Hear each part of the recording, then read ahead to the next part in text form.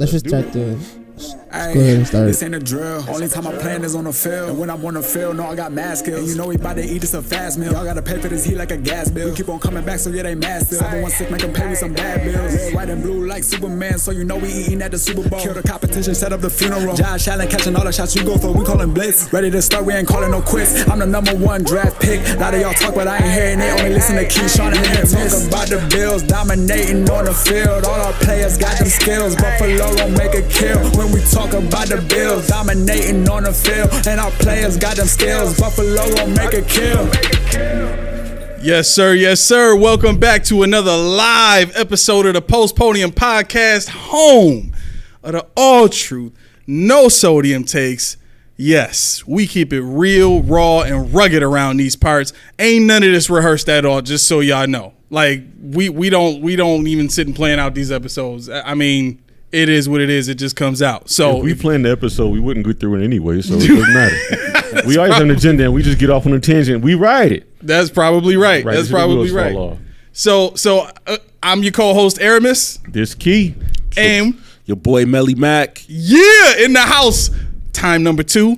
We gonna keep it rolling, baby. Melly Mac is in the house for good. We hold him hostage. He here for good now. Yes, sir. Before we start, let me just...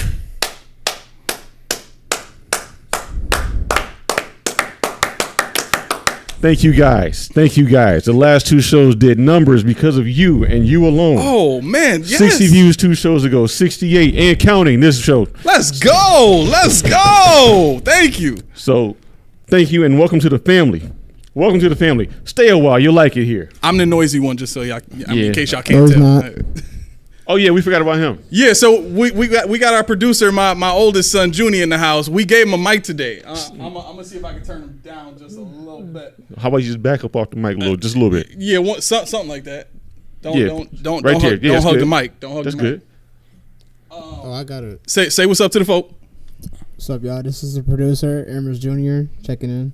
Producer extraordinaire. Yeah, that's where we at. So, all right. So, what are we getting into today? This is pregame, right? We're talking about the LA Chargers, and we're talking about a Staley-less LA Chargers team. Like a playerless LA Chargers. A playerless? What do you think about it? The #1 wide receiver gone, quarterback gone, coach gone. One of their team captains just got cut today. So their defensive tackle, they just cut him. What? So in prepping for this show, I said, forget it. What am I prepping for? We haven't seen this yet. We saw this team one time get blown out 68-21, and that's all we've seen. Because we don't know you know who their head coach is? Who? Their head coach was our defensive line coach in 2010 and 2011. 2010, 2011. Yeah. That would have been Gifford Smith. No, I definitely wouldn't have guessed that. Giff Smith. Giff Smith. 55 years old. Let's see. What do we have on Giff Smith? His pro. Do we know he likes Giff? Does he prefer Jif? I like peanut butter. His pro resume includes the Buffalo Bills line coach from 2010-2012, D-line coach from 2014 to 2015 in Tennessee, San Diego Chargers coach, defensive line. Actually, he's only been a defensive line coach. So this is better for you. Not only is he a defensive head coach, he's a defensive line head coach. It's as old as you can get. Yeah. That is as old as you. There is no nuance to that. Just hit the guy ahead of you and hit the guy behind him.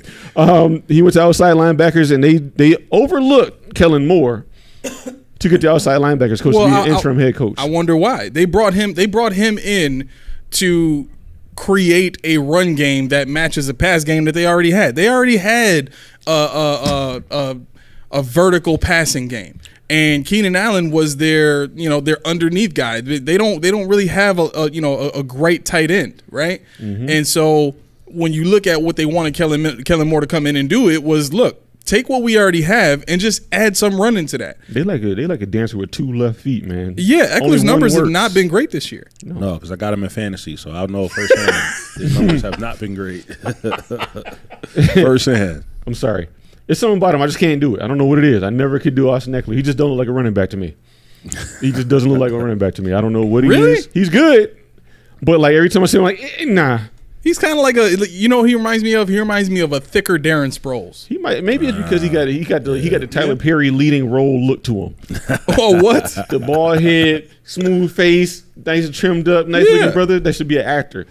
He could be in the best man next holiday. Yeah. I was gonna say he a Tay Diggs looking mug, like light skinned, but he talked like Tay Diggs. Yeah, okay. Yeah, y'all don't know how he talks. He talk real proper. Okay. Yeah. All right. Well, hey, there you go. Tay Diggs is a real goofy cat, but whatever. But I digress. Yeah. So that was one of the things that I wanted to touch on before even going to the show, because normally the primer is something that we have footage of. We have stuff on tape to discuss. Right. I mean, we can discuss the Chargers all day long, but this iteration of the Chargers we just haven't seen. Right. True. And it don't look good at all. Right.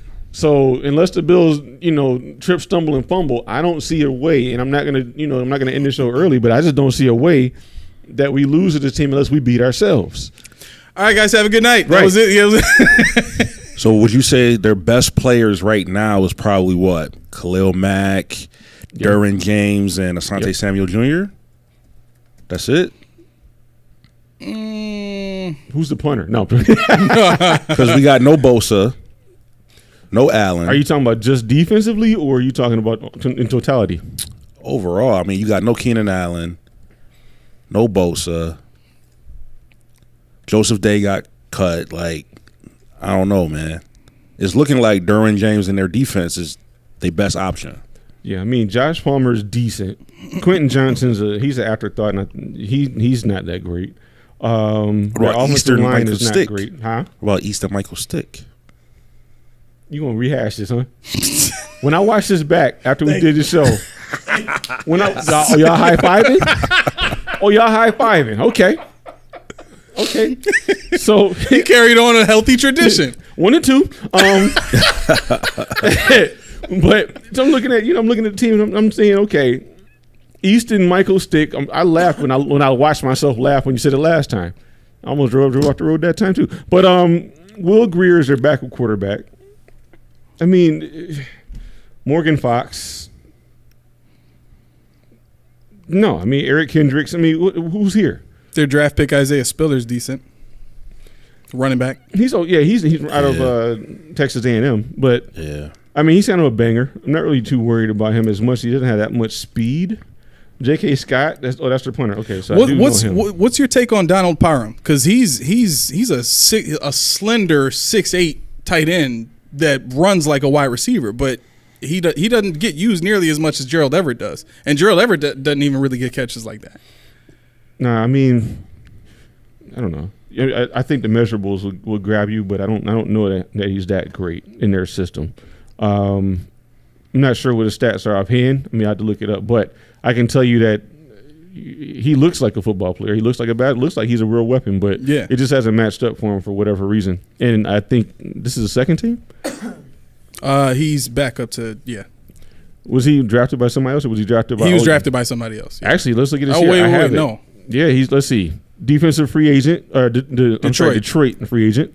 He got waived. He got signed and waived. Washington signed and waived. Washington practice squad, and he went to the Chargers, where he stayed. But yeah, so he moved around a little bit. But he's 6'8", 237. So yeah, that's that right there. That tells you all you need to know. He's too small.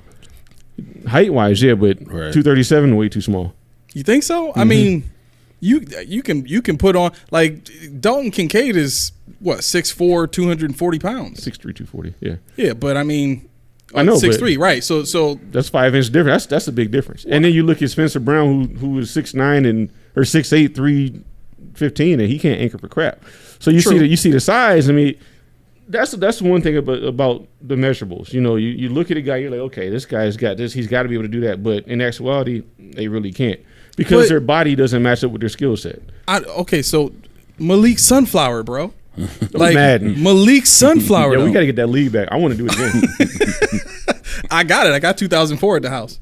You probably got Sunflower still too. Oh man. No, Matt can't play. He can't play because he's gonna get Lee Evans. It's not happening. Not happening. We told the folk about your cheat code, bro. Yo, Lee Evans and Steve Smith all day, man. Yeah, all day. Agent 89, man. And he had, was it JP Lossman? He did. Because He Lawson did got have wheels JP too, so because he you used just to just back up and rocket just that joint down the launch it. field all the time. Oh no, you I think at one point because we had 2004, and then we had 2005, and I think on 2005 it was Trent Edwards, wasn't it? Was the quarterback? Trent Edwards, was he 5 or 6? I think he was 6. Maybe it was 6. Was 6? 6 was 06 was Donovan McNabb on the cover, right? Matt, Let's what find you out. got? Is that right? 2006.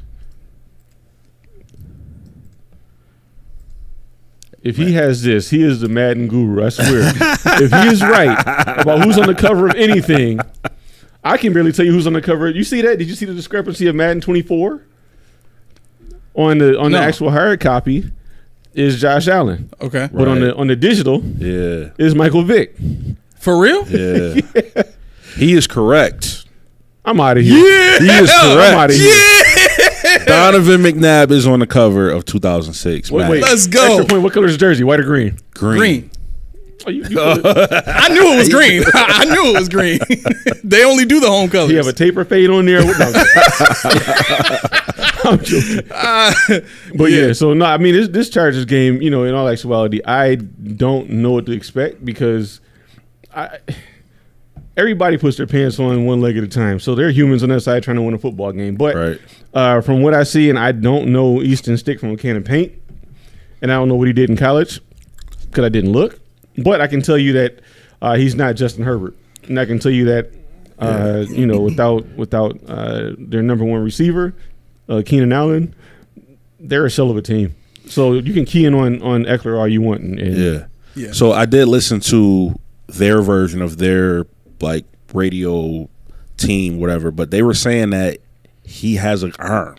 Locked on, or he has a long, he can chuck it out there. Mm-hmm. He could throw 60-yard bombs, 70-yard bombs. He has the ability to do that. Is he going to do it against us? I don't know, but they're saying he has that ability to do that. I'm going to say, who's he throwing to? At this point, you got Quentin Johnson and Palmer. Quentin Johnson's trash. He's got speed, but he's trash. Yeah. I shouldn't say he's trash. He's not a. You know what? Let me walk that back. He's a rookie, but he hasn't done anything this year. So he's. But even in college, though, his route tree wasn't. Yeah, he's a vertical. Yeah. He had that speed. That's the thing. People fall in love with that. I would take a moderate speed guy that's got shiftiness and can get open over somebody with just straight line speed any day. All day long. Yeah. And that's kind of why the 40-yard dash to me is I don't even care about it because they're not wearing pads. They're not. It's not simulating football. They got the smallest stuff they can find on the cut, wind, drag, and I'm like. It's not football related, So guys like was it CJ 2000 and people like that ran, 4.2s and you saw it on the field. CJ That's the first time I've heard it said that way. You ever heard him CJ 2000? You ever heard that before? No. CJ 2K. Yeah, CJ 2K. I'm sorry. I'm so basic, bro. CJ 2K. Okay. All no, right. I've never heard it said that way. I probably made that up. You did. That's okay. That's you. And you know what? I don't know if you saw on the Facebook page. I'm willing to acquiesce on the let James cook. Really? Yeah. I heard doing it on the radio. He called him Himbo. I'm like, yo, Himbo it is. Himbo. Oh no. That is Himbo. Yes. He bypassed everything. James Cook is him. Himbo. What? I let James cook. See? Thank you. High five. Thank you. I like that way better. Himbo. I can't Himbo. do it. Yeah, I thought it was funny because the dude said it, and I'm like, What's wrong with Himbo? I'm like, all right. I mean, if everybody's gonna be a bow, then Himbo probably fits more than anything else. Did you watch, or front flip bow? Did you watch the mic tip I put on Dawson Knox on the Facebook page? Did you see that? I did not. Dawson Knox is a funny dude. Is he really? He is a funny dude. I want to chill with this dude. I really want to chill with Dawson Knox. The personality of the team. It was him. It was James Cook, Steph Diggs, obviously Josh.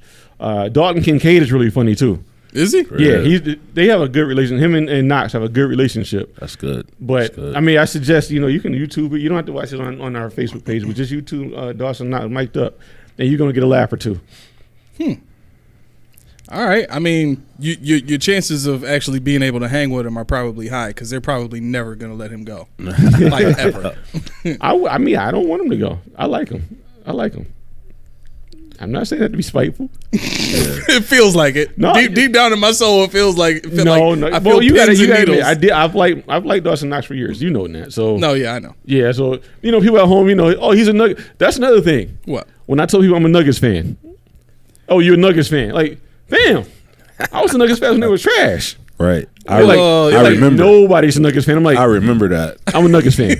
Nobody's a Nuggets fan. I have been a Nuggets fan. So, when in revisionist stuff, when people get good and all this stuff, like, oh yeah, I'm not bandwagon. I'll tell you if I like them now. But I think everybody's so used to the Warriors train that took off after they started going to finals every year, and it's always a bandwagon somewhere. Yeah. Always something. What else should I have? Can I just say this? I'm not a bandwagon because I've been watching Curry and LeBron for years. So. Same. You went right into that. He put him in the basketball. Well, I mean, you did it. I didn't do it. You mentioned You said Nuggets. Hold on. Can I say this? Go to the right. Huh? Right there. So for one, I was a big fan of LeBron for like a few years when he got drafted by Cleveland, and then he went to Miami and went back to Cleveland. I started watching Curry, and I know Dad is a big fan of Curry, so I started watching more Curry, and then I like the way how he's playing the game. So you know what? You realized how much better Curry was than LeBron. In that era, Curry was better. Now, I mean, he got more championships. But LeBron and Curry are tied for most championships in this new era right now. So I'm still a Curry fan, And all right, in my mind, Curry's better. So that's the thing. And this translates back to football, any sport really. I just can't go off of chips and stuff like that. Right. I mean, me personally, I can't do it. Mm-hmm. A lot of people, they base it on, well, who has more rings? That's not the end all be all. Right. Football, is this guy better than that guy? I mean, we talked about it, I'm not talking about that, but we talked about it last night, and I'm like, it's a team sport. Even in football, even more than basketball, you can't take over a game. You can take over a portion of a game because you don't play defense and offense. Right. Basketball, you can lock down, you can take over, but even then, it's different eras. Football is Revis better than Sanders? Because Sanders couldn't play in this era. Right. He did. Especially with all he was bad. Especially with all the penalties now. They took hand checking out. Oh, yeah. And he got past with all the penalties and all that. It's mad different. Yeah, so, I mean, that's how I look at it. Barry Sanders, will he be able to play in this league? But Barry was the GOAT. But see, that's what I'm saying. Barry the GOAT. I would be willing to say that. He the GOAT all day. Well, never mind. I'm thinking about. I mean, we got time. I'm thinking about, actually, we do have time because the Chargers, we've already covered them. Pretty much. All right, that's it, guys. We'll see you later. Hey, this better not come back to bite us, man. No, it won't. This better not come back to bite us. No, we're gonna get back in the Bills. If anything, the Bills have learned their lesson from the trip to London. Like travel plans and all that. Like they are going to make sure that they are ready because there is something to be said about the jet lag and everything you go through traveling, from the east to the west or from the west to the east. But after you've gone through what the Bills have gone through and the criticism for not being ready to play that London game, man, that's over with. Yeah, and you got to remember, too, the London game, you got to look at it as an exhibition match. You go to London, you got to meet with your press. You got to meet with the London press. Yeah. You got to do appearances. Ain't nobody doing no apperances in L.A. They've been there. This is America. So they just go over there, they play the game, they stay in the hotel, they leave. They don't even really care about football in LA. Right. They really don't. They really don't. That's not their top sport. Yeah, I know. I mean, we just got finished talking about Brian and them. But to get back to your thing about the GOAT, the running back GOAT. Now, before you continue, this is just. He shut me down. I kind of, before you start. I go with what I see. Like, yes, I know OJ was a monster, Jim Brown, and I know all those guys, but I didn't see them. You know what I'm saying? So I'm going off of what I've seen, not what somebody told me or I watched videos or like that. But when I started watching football, my 3 top running backs was Emmett, Thurman, and Barry. And of course, it hurt me because I'm a Bills fan, so I wanted to be Thurman. Go Thurman. He won the MVP, but pound for pound, I gotta go Barry. Pound for pound. I mean, if you're going, trying to think who's the best running back I have seen. I mean, Barry's definitely got to be up there. He's definitely got to be up there. Thurman. I know it's going to be vitriol, but I have a hard time with just because man, he had a line out of his world. That's what I'm saying. He had a line out of his world. But you throw in the catching game, which was something that nobody saw before. That's true. Yeah. That's true. You know, the receiving back, he was great at it because it wasn't something that running backs did at the time. Right. You know, having 100, 200 yards receiving, 150 yards like we saw when we did the metric on James Cook. Over 100 yards receiving, over almost 200 yards rushing. That's crazy. Yeah. You know, but you know James Cook can do it. Right. You know Kamara could do it. You know McCaffrey can do it. Right. So it's like he was the trendsetter. He was the first person to do this thing that people are now doing on a regular basis. Yeah. Whereas we looked at, like we're talking about, I'm gonna do it again. Junior, cover your ears. Steph Curry. Steph Curry in the 90s would have been a bench player. True.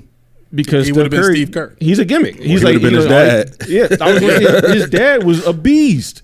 But people don't realize Del Curry was a beast. Yeah. But because all he did was he had the quickest release in the game, where you think Steph got it from? Yep. But because he couldn't defend like everybody else, because he wasn't that big, he was a bench player. You know, so it's just that, and that's why when people say, you know, they can't play in this era, this person, a lot of people can't play in other eras. Right. You know, it's difficult. And I saw some earlier where Shaq said, and I'm derailing a football show, but Shaq said, I'm the third best center in all time. I'm like, that's pretty objective. Right. I mean, the fact to say I'm third, you know, they always say I'm number one. Right. He put himself behind, what do you put himself Kareem behind? and Elijah Wan. Kareem and Wilt. Oh, Wilt. Okay. Yeah. Okay. Wow, yeah. I mean, if Wilt, the thing people don't understand is if Wilt had any kind of heart, if he had any dedication, never would have touched him. Nobody ever touched him.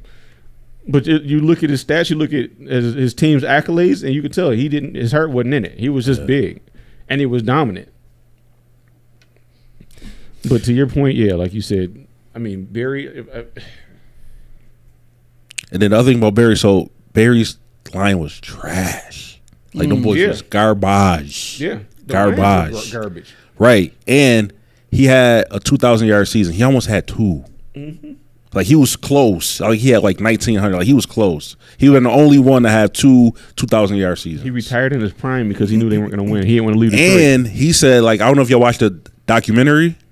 His favorite player was Sweetness, so he didn't want to beat. He didn't want to. Yeah. He didn't want to beat the record. Yeah. Wow. Now that's humbleness right there, man. Like your GOAT, the person who you admire, who got you to play, you're right behind him, and you could pass him, but you don't want to. Like, nah, I can't do that. I'm gonna rip this dude to shreds. No, I'm not. I'm retired. No, I'm not. I'm retired. Yeah. You think that's why he retired? Prime. Yeah, he did. Yeah. He knew. I think what it was for him, he knew the Lions weren't gonna win, and he was like, "I'm not going anywhere else. Right. I'm done." Right. Yeah. I mean, that makes sense. Makes sense. I mean, LaDainian Tomlinson, Marshall Faulk. Oh, LaDainian was a beast too. Yeah, I mean, he was a beast. Yeah, he was a beast. Peterson. I mean, these guys are. Yeah, they all over the place. But to your point, Key, like I definitely agree, man. Like I don't just add championships to measure greatness. Like we had this conversation before, but Dan Marino. He never got a ring, but he's a Hall of Fame quarterback all day long. Oh, yeah. You know what I'm saying? Nobody could debate that he's not good or he's not like one of the best, but he never won. Right. Yeah. Don Shula. Look, I mean, he was a winningest coach at one point in time, but never won. Yeah. You know, so. Wait, Don Shula never won? Did he win? Yeah. In the 70s? He was in the 70s? Oh, he got the perfect season. Yeah. Oh, did he? The perfect. Yeah, undefeated season. Okay. So I stand corrected. But I mean, even still, if you're the winningest coach, you think they have numerous.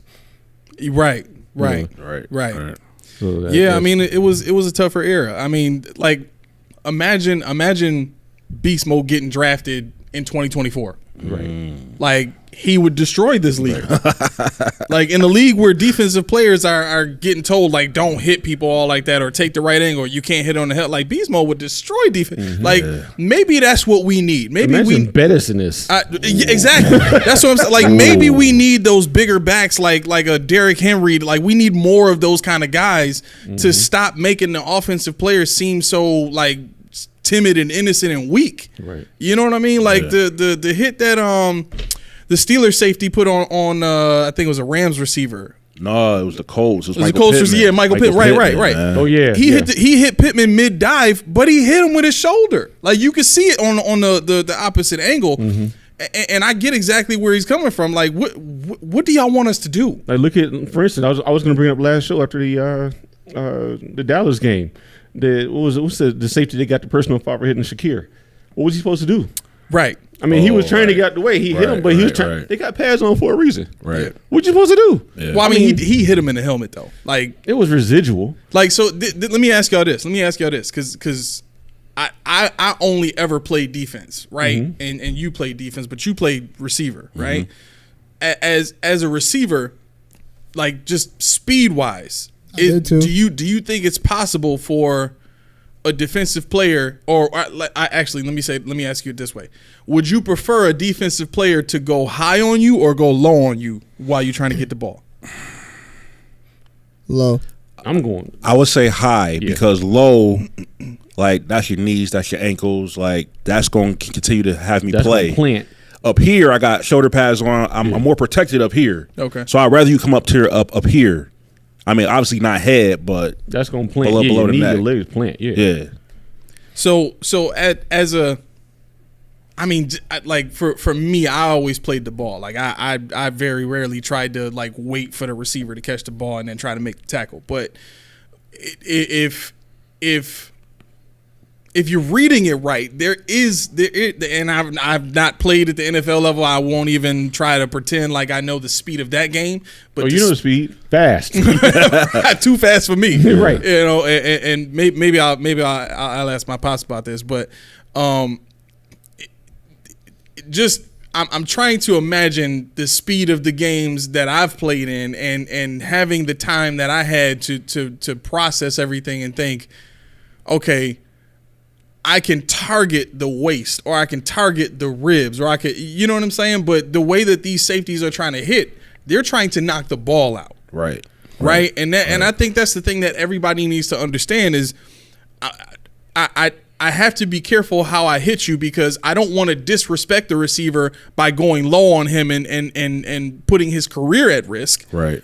Because that's like a football player code. Like you don't put another player's career at risk if you don't absolutely have to. And see, that's the problem I have with the hit on Shakir. I mean, yeah, it would, but the thing was, Shakir, the ball's already gone. The corner or safety or whatever he was going for the ball. He realized the play was dead. And you could see he was trying to like get out of the way. He turned his head to get out of the way, and he still got the flag. I'm like, what are you supposed to do at that point? You can't play football, right? Because it happens so fast. Think about anything, basketball, football. I mean, it's not slow motion. Yeah. You know, as much as they say, once you get into the game, it all happens. It slows down. Yep. Not physically. Right. Your brain processes faster, but the way the game is played, it still happens. Like for instance, Matt remembers. I remember we played basketball and I don't know how I got this high. I had no idea to this day. But I knew, and I was never a jumper. I could dunk, all that stuff, but Mac shot out, he shot a shot, I'll never forget, from the left about 17 feet out. It bounced off wrong. I said, okay, so I timed it, so I knew where it went. So he went back and played defense, and it came back down. He got it from the same spot and spotted up and let it go. And I knew where it was coming off, so I went and I was man. I don't even know how high I was. That would have been a poster, man. Dude, For real? That would have been a poster. Wow. If you'd have missed it, I probably had put my elbow over the rim. Seriously.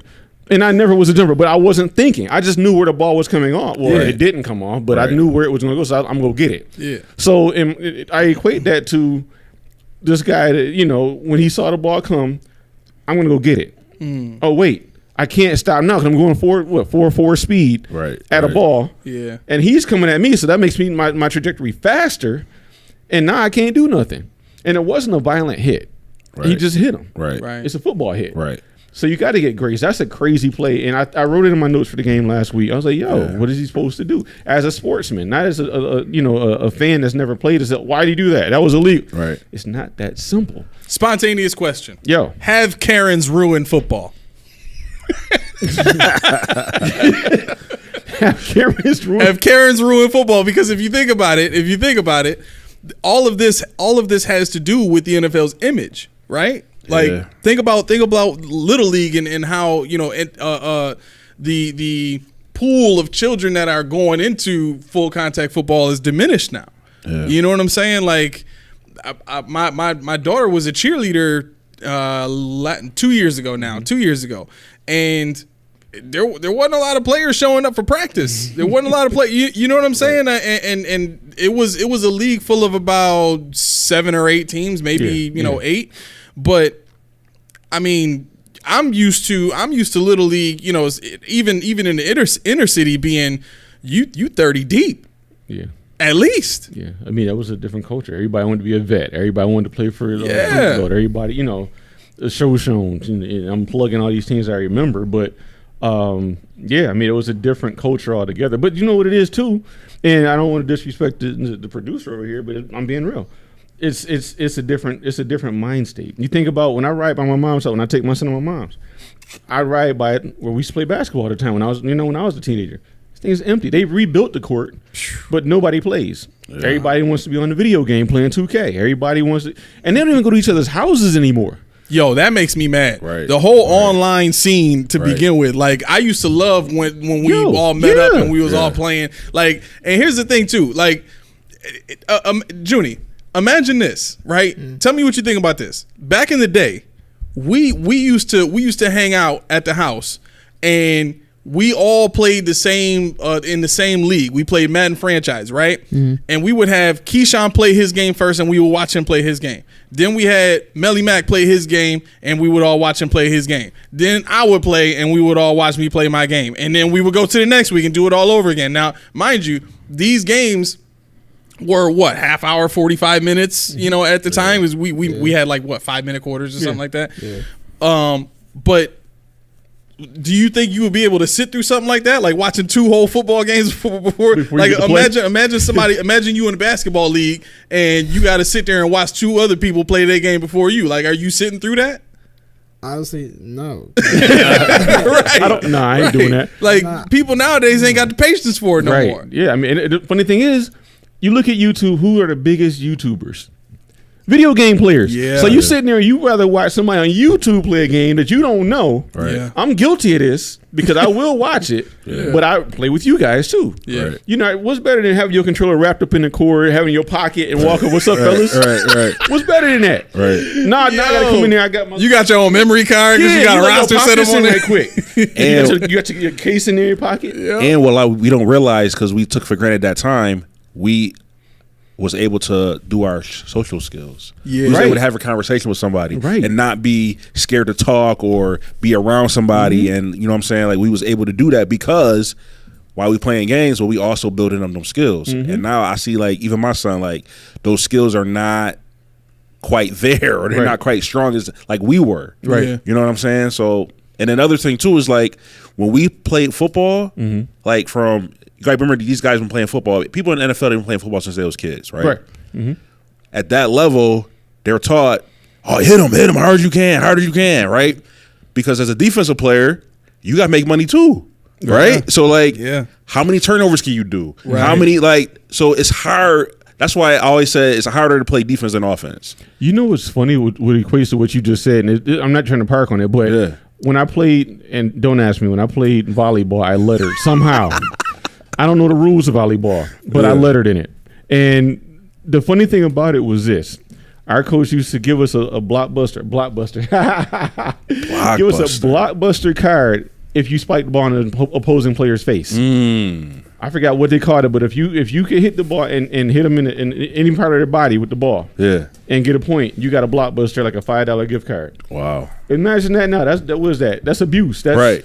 You know, so I mean, you can't play dodgeball in school anymore. Right. I mean, so like you said, you know, it's just the fact of going outside and playing. Yeah. It's the fact of fellowshipping with you. Now you want Grand Theft Auto all day long, and y'all F this, that, and third, calling people out there, but you won't say it to their face. Right. You won't do none of that. Right. You got these social media bullies, but in person they don't say nothing. They won't say nothing. You know what I'm saying? Call of Duty all day. That's why I don't play that stuff, man. Yeah. And I mean, you know, my son likes playing Grand Theft Auto, but luckily for me, he doesn't really play online because he can hang. But I don't. But he doesn't need to be caught. They don't know. See, most people, if they knew they were getting beat by a 5-year-old, a 6-year-old, And these are grown men, grown women. Oh yeah, he working them. yeah. You know what's crazy? You know what's crazy is that I can relate to that as well because I remember when I had GTA 5 and I was playing online for the first time because I hate playing online because all you hear is trash talk and they won't have the balls to say it Right. in person. So they say, oh, we're online. I'm gonna talk my stuff. I'm gonna say whatever. Mm-hmm. And it's like I remember I was in the an online game and it was so many people saying some wild stuff. I was like, what is this? Yeah, I don't even wear a headset. I won't even put my headset on. Right. Yeah. Like I'll go online, but I would mute the chat because like. Yeah, I just mute it. Yeah, it's no point. Yeah. But I mean. So even like football back then, like legit, I remember, like I'm talking like Joe Montana, Steve Young, like. The only way that it was in order to stop Joe Montana, they was hurting him. Mm-hmm. They got to take him out the game. Mm-hmm. Like the Boomer Esiason hit, like back in the day, like it was football. Like it was no, that's a penalty. You got to watch that. Now, granted, not to say like safety's not important. Like we realize that concussions is a thing. It does have like long-term effects. So I see that point of it, but still, you're taking the meat and the muscle out of football because you're trying to be safer. So it's hard for, like I said, especially defensive players to change whatever they was taught, everything they was taught that they was instilled in the foundations that they had, that this is how you play ball, but now you got to play it like this now. Now you got to play it this way. Let me ask you this. When it comes to football, everybody wants to see scoring. Yes. So on top of the safety issues, do you think that some of the hits were taken out because they want to see certain players score more? They want to see a faster paced game. They don't want to see the knockdown drag out of the 2000 Ravens or the 85 Bears. I would love to see it. Like we talked about when we were talking, I forget what exactly we were talking about. We were talking about how even though the Bills were losing during the drought, we had a soft team. Yeah. It's like the league is soft. Like you watch hockey now. And I'm getting into it slowly but surely, but the thing is, the hits that were there in the 90s and the early 2000s, they're gone now. Like you see guys pull up, they're getting penalties for this. And I'm like, since when? Yep. They don't even fight anymore. And I'm not worried about the fights per se, but it's like, what's going on? Yeah, and those were the things that people fell in love with the game. Right. Like that's what, oh man, that's cool. Like that's what prompts you to want to play. Mm-hmm. You know what I mean? And they kind of taking that away, man. I mean, look at the NFL games. They used to have career-ending injuries. They used to have concussions. They took that out. Yeah. They used to have the ambulance. They took that out. And I guess it goes with the culture because the culture is getting more sensitive. Yeah, 100%. Because right now, that ambulance was in that game after Damar Hamlin had a freaking fit. Yeah. And every ambulance you see, you're not going to think about. If you see Twin City ambulance driving down Niagara Falls Boulevard, you're not thinking about Damar Hamlin. But when the narrative fits, I see it on TV. Because nobody's ever gotten hurt before him. I've never seen an ambulance before him. Now I can't have this thing, a career injury. I mean, okay, yeah, I don't want to say a current player because I don't want to jinx him, but we'll say Ben Roethlisberger gets a career injury on the game. Yeah. It don't translate to real life. The man is making millions still. Right. But the thing is, people, I can't have my kids watch that. But you wonder why your kids get why they are the way they are now. Yeah. Because you're shielding them to the point where you can't come back from it. And you figure this is 2023. Can y'all imagine what football going to look like in the next 10, 15 years? Flag football. Flag. Yeah. Flag football. Yeah. All day long. Or what about AI? We're having robots play? Like the physical player is hooked up, but the physical player, like the person not even playing, on the field, is like an AI type deal. So like a cybernetic, what is it called? An avatar? Yeah. Yeah, an avatar football league. They better not look human on there. Right. They gonna look like. But can you imagine that though? Like you the quarterback. Like take Josh Allen, his arm strength, like his power. He's throwing it, but he's just not physically there. Yeah, they could do. Can you stuff imagine if with they that. made him look like Cletus and NFL, like Fox NFL had it right this whole time? Like with the like that's his name, Cletus, the little robot they be having. I'm mad you know that. I'm mad he knows the robot's name. That's what they call him. Imagine Cletus. I'm like, his name is Cletus. It is. That's his name, but can you imagine that kind of fit though, because the Cletus. Yeah, that's why they did it. That's why it is. Yeah, that's exactly why it is. It's been a lie. guys, comment put in the comments. How old were you when you found out the robot's name was Cletus? Yeah, it better say today years old because nobody but him knew this robot's name was Cletus. He been on there for a minute. Well, he's been there for a minute, but he don't have no name tag. It ain't on the back of his. Nah. If he showed up in a game, he wouldn't have no jersey on with Cletus on the back. Yep. Nothing. Yep. Whatever. Cletus it is. But yeah, I mean, like you said, you know, AI, that'd be a weird concept because how would you tackle? Like the depth of it would be weird. I know. You know, you have to be in a certain spot. Like, are you looking at a dot on the floor, a laser? It's crazy.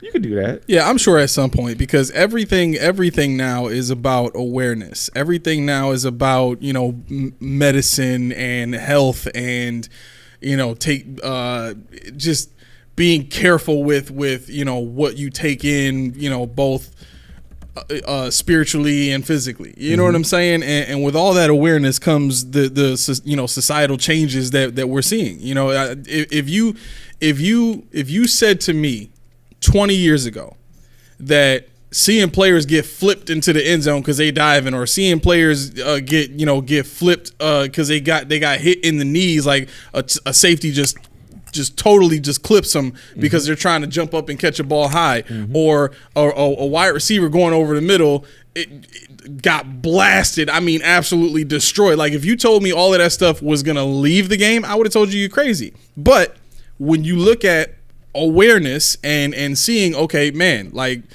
when the year Aaron Rodgers got hurt, this is like him getting hurt that year because of the fact that he was having an MVP type year was one of the reasons why they decided to change that rule. They already had a desire to see more scoring and stuff like that, but really for the people who changed the rules in the NFL, it only takes them finding a reason to do it. Right. You know what I mean? And so at that time in the NFC, who else did they have besides Aaron Rodgers that was a great quarterback? I think that's the year Drew Brees had already left. Either he already left or his arm was just shot and he couldn't throw it past 20 yards anymore, so he wasn't interesting to watch. Who else? Tom Brady wasn't on that side of the NFL at the time, right? So the NFC only had I think Matt Stafford was still in Detroit, so he wasn't doing anything. Like you got Russell Wilson, that's it. But he was on the fall off, right? Like it wasn't like their defense was in shambles at that point. Yeah, right. It wasn't dangerous like it used to be. Right. So you know, looking at it like that, NFL had to be saying like, nah, man, we just lost the only shot that we had in the NFC at having an interesting Super Bowl.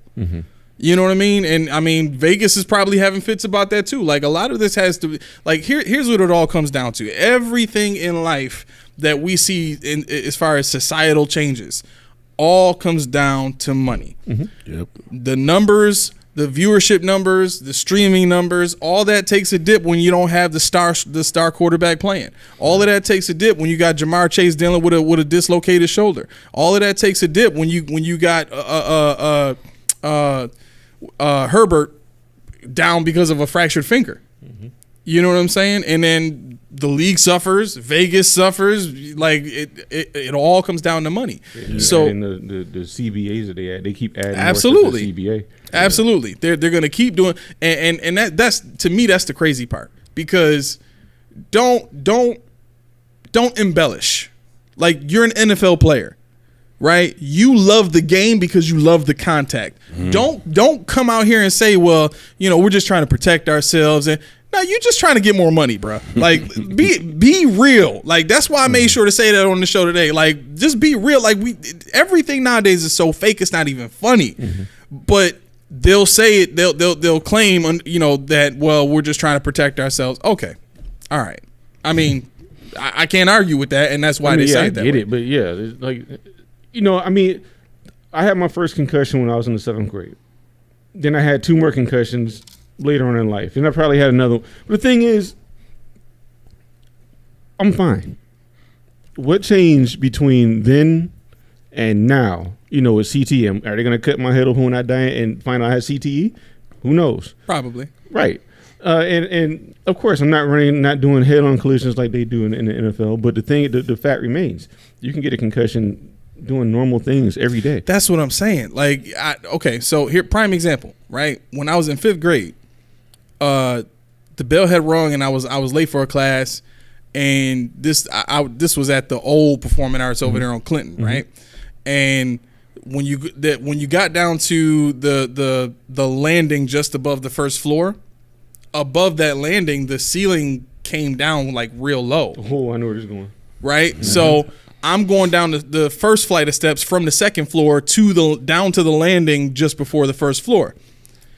So I'm like, I'm going down the steps fast and I'm trying to hurry up, so I jump. Mm-hmm. I get down halfway down the steps and I jump. Got tagged. Yeah. Boom! Like I didn't even at the time. It took me days to figure out what happened. Yep. It took me days to figure out that I hit my forehead on that little that part of the wall that came down super low for some reason. I don't know why they built it that way, but the reason I bring that up is this, and this is kind of expounding on your point. Mm-hmm. How can people who study CTE know the difference between that hit and a hit in football 20 years later? Right. Yeah. Right? You get in a fight. Yeah. The damage is going to be there regardless. Right. You get punched in the face in a fight. It's just a street fight. Or, right.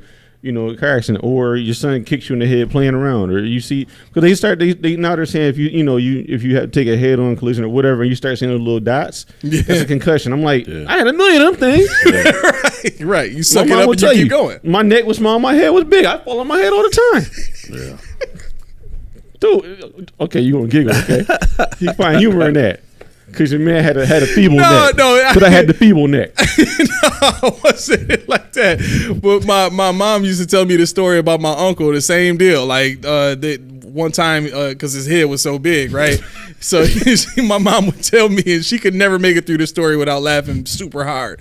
But she would talk about how my uncle would start trying to walk up the sidewalk, like away from the porch, and the porch was kind of at a incline, right? So he started walking up the walkway away from the house, and he get to a certain point, and all of a sudden he started leaning back. That gravity take you, boy. You over with. She was telling me it was Tanito.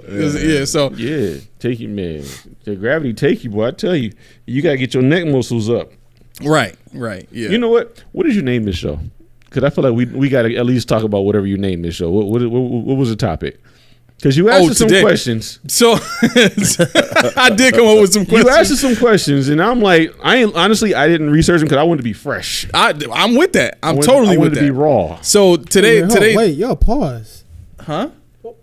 Press play. No, wait, pause. Why Press you say play, like that? Man. No pause. What did he say wrong? No. I said I want to be raw and unadulterated. I don't know what's wrong with that. Ain't no pause in that. No, I object to your pause. Hold on. No. That's just culture. Everything we just talked about for the last 45 minutes. Re-object. No, because the way you said raw, like you said it so devious, like you said it so like. Put your mind on a higher plane, homie. Right, get it out the gutter, bro. Put your mind on a higher plane, homie. It's a family show, bro. You can't word it like that. Like, in case y'all didn't know, he's 20. You gotta word it in a better way. How should I word it? I'll wait. Like that. You can't on the first day of you having a microphone turn into an English Karen. Pause me. Like Pause you can't do that. He's in charge of censorship. Right. Censored. He turn around. Yo, pause. Censored. He took that upon himself. Yo, I got a mic now. Get the red tape out. Did you realize he was in the right spot? He was like, no. Yeah, right. He got into the perfect spot to say what he had to say. This is the catch right here. Key, pause. Right.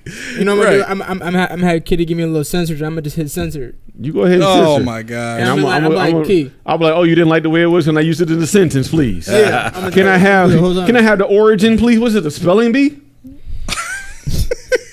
So the title of the show is The Stampede Continues. Okay, all right, we can work with this. Go ahead. Yeah, right. So I'll just get to the question because in the description I talked about, basically leading into some of the questions that I want to talk about. So I'll just start off. Okay. And I think this is something that at the very least I'll try to come up with some questions every episode. You do your thing, man. But first question is, and this is to both of y'all, whoever wants to answer first. Not producer. not the producer. I don't know the question, Not- so you can't just say a question and I don't even know what I'm talking I mean, if you watch enough football and you think you can answer it, cool. Hey, you you know, got something, hey, knock yourself out. but you a basketball fan, so I'm not excluding you. Okay, Just but hold on. If it's a football question that I know I could probably answer, then I probably okay, do my best. that's fair. do your best. Right, we could do that. I'm gonna do my best. I'm usually wrong, but I do my best. I don't care. You're sometimes wrong, but okay. You can't fact check nothing. All right, here we go. First question. What is the key matchup in your mind for the Bills going into this game Sunday?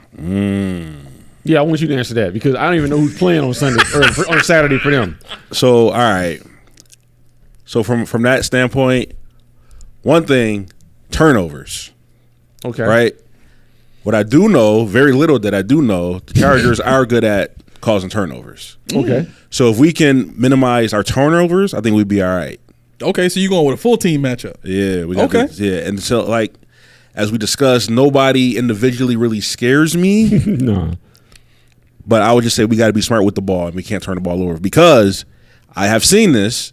You've seen elite teams play crappy teams, and turnovers.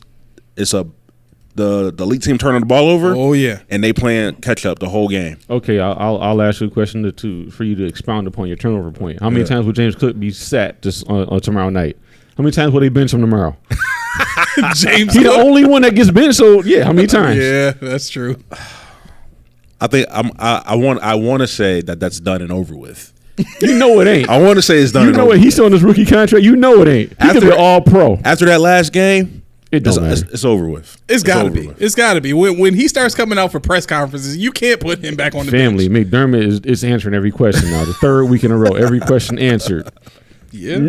Just watch this. Just We butt told naked. y'all that was coming though. We said it Watch on the this. show. Just butt naked. So let's say it. No censor on that one. He wanted to, but I called him out. I got him already. Yeah, look at him. All right. But no, I mean, yeah, I but It's not. you know what? No, I got an answer for you. Okay. I got an answer for you. I'm going to say Spencer Brown and Khalil Mack. Spencer Brown and Khalil Mack. Okay. That's a good Okay. one. That's a Yeah, good one. I mean, They got to help him. They got to help him. Yeah, that's the only one. And Spencer Brown was good against Micah Parsons on Sunday. He had help though. Not every time. Nah, that's true. Not every time, but he actually got him a couple times, but he got put on his stomach once too. I won't forget that one. That's a big mark. But yeah, I mean, Khalil Mack is what, 32, 33 years old. So I mean, that's not to diminish the greatness that is Khalil Mack, because that's got to be a Hall of Famer. Horns up, UB. But anyway, But for where he's at in his pass rush capabilities now, I mean, he's definitely more of a bull rusher than he is a finesse rusher. Like he back in his like prime, he had some finesse to his game. He can go around you easily. Fast. He Right. was super fast as a linebacker. Right. But now you would think at his size he's still got the ability to bull rush. He's 32 years old. 32. Oh, we got another researcher. Thank you, Look sir. at that. Look at that. Look at 32. Okay. 32. So Keith, you were like somewhere like halfway right, but 32. Okay. I'm not saying in the real way, but I was just you're all right, right. just a little off. he was in the ballpark. I was Yeah, close. yeah, I mean, yeah. I was going without anything. I ain't got no research. I got nothing here. He got the camera right on you too. I know he does. He's had it on there every time. That's why I was like, watch this. We're gonna get this reaction. But We gonna see yeah, it. 33, whatever. But hey, when's his birthday? Hurry up. Oh, you ain't got it. Hurry up. Dang. No, but no. Honestly, I think if we're gonna choose a matchup, that's got to be it. If it's Spencer player and versus Khalil. player, because who else do we even care about? I mean, honestly, What about the secondary and our wide receivers? Yeah, I What was about gonna say. Asante Yep. and Diggs? Yep, that was gonna be mine. Okay. But here's the thing with that. They don't. Samuel doesn't travel. Oh, he don't travel. Okay. Yeah, they do play man, but it's kind of the same with like how the Dolphins play man. Their corners they're not gonna take Jalen Ramsey and put him on Steph Diggs exclusively. Gotcha. I kind of hope that they decide to do something like that, because every time that Diggs has played Ramsey, he chewed that boy up for breakfast. yeah, Man. yeah. But Yeah, they don't do that. And it's funny, a lot of teams don't do that anymore. Like it seems like that's a lost art now. They stay one side now. Yeah, more often than not. I mean, that's what the advent of zone to a lot of zone. So, you know, with the ability to do that with the nickel defenses and stuff like that, they don't really have to do as much as they used to before. You're not isolating your linebacker. You're not insulating your linebackers anymore. So yeah, I could see. I mean, if you're gonna say wide receiver versus cornerback, I guess it would have to be when Diggs is playing Asante Samuel. Yeah. I think if I was gonna say, a receiver, I would just say it like you said it, and just say the Bills receivers versus that secondary, because Derwin James is probably gonna be on Kincaid most of the game if you're trying to take away that capability of. Yeah, you know what I'm saying? Because Knox is going to be blocking most of the time, and Derwin James has always been that guy that covers the tight end. But I can tell you, they give up the 6th highest yardage to tight ends. Really? Yeah. So this could be a big game, and I'm not being funny. A big game for either or both of Knox and Kincaid. Both DKs get off, and that was something too. It was funny because you know how I had a problem with saying Dalton Kincaid and Dawson Knox. Mm-hmm. Why was Dawson Knox making fun of that on the sideline with Dalton Kincaid? For real? Yeah. He was like, DK, man, the DKs, yeah. I mean, DK squared. I'm not surprised. Right. I'm not surprised. It seems like this show has been more in tune with what's going on with the Bills than any other show that I've seen. Honestly, yeah. I'm not trying to pat myself on the back or anything. No. I mean, honestly, it's just reading tea leaves. If you really love what you do, if you really like, I think the advantage, and this is not a pat on the back, but I think it's truth. You guys like football. I like the Bills. Whereas I'm not saying I'm a bigger fan or whatever than you guys, but like if it's the Ravens versus Seahawks, you guys might watch it. Me, I'm like, I'm gonna turn this off. Right. I can't do it. Right. When the Bills are done, I might go watch the game again. I'm gonna listen to the post game show or listen to some podcasts of the Bills and then go watch it again. Yeah. Whereas opposed to, for this show, I watch other teams because I need to know who I'm talking about. Right. Before this, you know who I think got us beat? Who? I don't know how Christina is, but Caitlin. Really? She watched the Bills games? Caitlin watches every football game. Wow. Like, she don't even play fantasy football. Like, for her, it's the vibe. She likes hearing the crowd. She likes seeing the football. Like, she just loves. What about college? Tell her to check that out. A college football game. You know what? When I was checking out Dion in the Buffaloes, early in the college season, she was down watching it with me. Yeah, I mean, the atmosphere, bar none. Well, bar none. College atmosphere, bar none. Dude, I mean, if you've been to a game, I've never been to a game. No, even on TV, bar none. Really? Bar none. They got double the NFL capacity. That's true. And they actually have a decent. Crazy. The halftime is decent. The bands is decent. Like, that's one thing I hate about the Bills is, I'm sorry, Shut but up, man. I've been with you. I know Stampede. Leave him alone. Man. Come on, man. No, I'm like, man. He like, they ain't all that. I'm like, dang. And the halftime show, the Stampede. I'm like, yeah, it felt like this. No. I'm like, no. Right, because you get ready to clap. You look at me. No. Maybe because I play the drums and I got a little musical talent. I don't know, but yeah, that could be it. Because they're not it, man. Dude, I'm that way with singers. I played basketball. I was really good at it. My nephew was barely off the bench. Man, I was the loudest cat in there. I ain't even care. I ain't even care. He had one basket I saw. I went to all his games. I ain't even care. I was like, yo, I'm losing my mind. I don't know. I get it. I mean, it's however you are. Yeah. But no, college football, the atmosphere of college football, the only reason I don't watch like I used to is because you know who you are. But I used to be, T. What, she hating on college now? I can't watch football? Dude, I got put out of my room. Now I'm in my son's room. I got a TV. All you see is a silhouette walking the door. The fun taker. Just be like, you gonna watch this stupid game too all day? I'm like, nah, I wasn't even. I was just lotioning right quick. I wasn't even gonna watch this. I got 50 college games on my DVR. I'm too tired to watch. Oh no, right you's a family man now, bro. Yeah, the NFL is one thing that you get the pass for that. Yeah, but now you gonna add college on top of that? I'll give up NFL for college. What? Easily. Wow. Easily. Wow. Dude, I don't even know. Easily. I mean, You got to make a choice then. No, I don't. T made it for me. I can't watch college. You ain't gonna be watching no kids. Like, yo. You need to watch the grown men. Dude, she even leverages hockey version. She's like, oh, hockey now too? You watching the Sabre? When you start watching Sabre, you can't watch basketball, football, the Bills. She says the Nuggets, the Bills, and hockey. You better pay that woman some attention. I'm just playing. I'm just playing. Question number 2. Question number 2. Let me just get out of that one real quick. I'm gonna get tackled after the show. She gonna shake your hand after this. Not what I was looking for, I promise. All right. Question number 2. Does Josh Allen need to have a huge performance against the Chargers to solidify his return to greatness, or are you still gonna think that he's returned to his greatness if he has a game like last week? Yes, he needs to improve like he did last game. I feel like he did way much better. You mean 2 weeks ago? Because last game he only had 94 yards passing.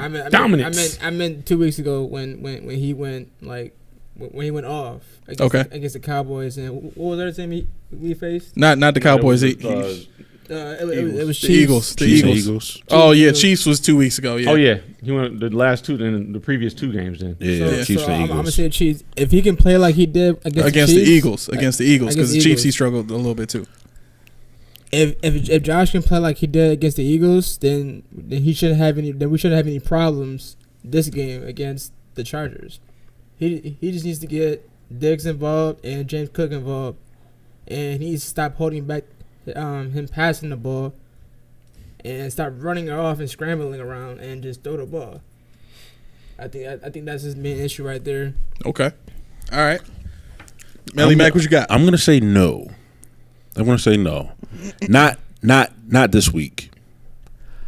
I want to see Josh Allen return back to greatness when the playoffs start. Interesting. That's what I want to see. Interesting. So you don't want him to go in hot. You want him to just turn it on when the playoffs start. Yes, because we all know the season is one thing.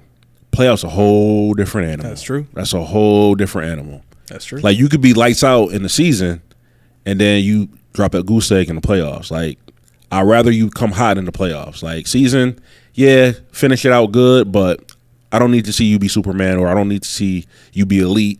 Just win the game. But the playoffs, I need him right in the playoffs. That's powerful, bro. I need like, that. Do you know how much faith you have in Josh Allen to say like he can just turn it on in the playoffs like that? Like, yeah, I mean, it's not misplaced by any means because he's that dude. He really is. I mean, seeing some of the games that he's had, like, it's in him to do it. You're absolutely right. Mm-hmm. But Key, what you got? I think I'm going to be the same as I was after the Dolphins game, where I don't think I'm going to take anything from this game. Honestly, I don't really know I don't know that it matters what he does in this game, because you're playing against a depleted defense. You're playing against a team that has no head coach. You're playing against a team that's injured. Yeah. I honestly could see another game like last week where he kind of takes a week off. When he comes out like in the fourth quarter, just put in the other run, Allen. Yeah, run some short stuff, whatever the case. I don't think he needs to bring his best stuff. No. I think he can be a game manager on tomorrow night and be just fine. I think we said that after the Dolphins game when we blew them out after they played Denver. He went off, had a perfect game almost, I believe it was. Mm-hmm. But I didn't learn anything from him because it was too easy. There was no opposition. So I think I learned more from him in the Philly game and in the Cowboys game than in the Philly game and the Chiefs game. I'm sorry, than I did in any other game, even in some of the wins. Just because Washington, who cares? Right. Vegas, who cares? Right. So I don't want to say you take take his foot off the gas. And I'm not saying you're saying that. I don't want to say that, but I just don't think that I'm going to learn anything or have any new confidence in Josh Allen after tomorrow. Yeah. Junie, you said yes? Yeah, I said yes. Because, okay. Yeah. So I'm actually going to agree with Junie. Oh no! I think know. I knew it. You don't know me. Well, you look. No, I know you. Like Junie, you said I got Junie. Okay.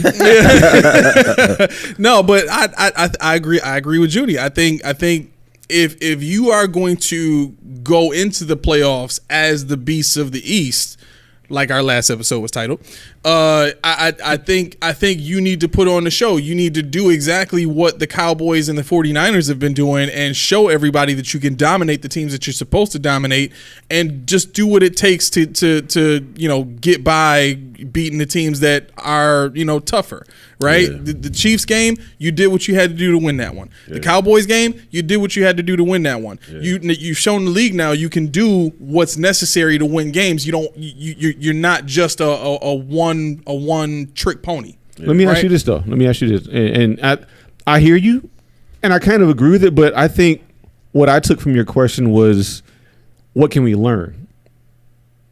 Does it solidify something? The way I took it, it's just more so like in your mind, because so here was the premise. Like, a lot of people have been kind of soured on Josh the whole season because of the turnovers, right? You talk about the 8 game or not, was it a 9-game streak of interceptions? 10. It was a 10-game streak of him throwing at least one pick in the game, and that caused everybody to not only take him out of the MVP conversation, in which he's still I think 6th or 7th on the list, right? But they also started taking him out of the elite quarterback conversation. And for someone of Josh's caliber and Josh's level of talent to just be kind of stripped of his badges that he's earned thus far because of bad play in a season in which in my mind it wasn't just about Josh. Let me say it like this: it wasn't more about Josh than it was about the coordinator and the head coach, right? But if you listen to the national media, if you listen to local media, Josh has got to stop throwing interceptions. Josh has got to do this. He's got to stop running. He's got to all this stuff about how bad Josh has played this season. Meanwhile, quietly, he's got the most touchdowns, total touchdowns in the league. Well, yeah, I think that's probably the disconnect, because I never saw him in that light. Okay. I know everything you're saying, I agree with. So it's like I say no because what you're saying as to why you say yes is why, because I already know he does that. Right. I had to drop it. I know he can put up 400 yards. I know and I don't need to see it, because I know he can do it, and it doesn't prove to me that he's bad, because to me he never left. Okay. And that's kind of where I am with it. He was asked to do different things. Yeah. And most of it was wrong. And then you get a rebirth in this offense or whatever the case may be. But that's why when we're talking about, I was talking to somebody about Puka Nacua. A lot of people say, well, he wouldn't do that in a different. You got Josh Allen. Right. You got Josh Allen. You take Gabe Davis out of that, and you put Puka in there. Ooh. This offense, who's beating them? Right. And that's on the quarterback shoulders. That's on Stephon Diggs. Because with Nacua was the number 1 wide receiver in LA for a while, because Cup was hurt. Yep. He performed. He was putting up cup numbers. His last game he had 160 something receiving yards. Yeah, nine. Yeah, he had touchdown, 9 catches, and I think 168 yards. Yeah. I played against him in fantasy, so he's screwing me right now. Sorry, man. I'm sorry, bro. I had him on my team, so I got all that. Yeah, you had him in James Cook. I was mad at you, but I digress. I mean, that's the thing. That's the level of quarterbacking that I think we have. And so when people say not an MVP, not this, I think I'm along the lines of Josh. I don't care, because to me, when we were arguing about Lamar Jackson last night, he has the MVP. He has, he's flashier. He can do some things better than Josh. But when you look at the totality of quarterback, what's in there. The only difference between Josh and the other guys is that he doesn't have the attitude to say, F you, I'm going to do it my way. Right. And that's what he has to get with the $258 million. That's $258 million, credits. Yeah. That tells me, I'm that dude. I'm the 6th highest paid quarterback, but I'm that dude. Right.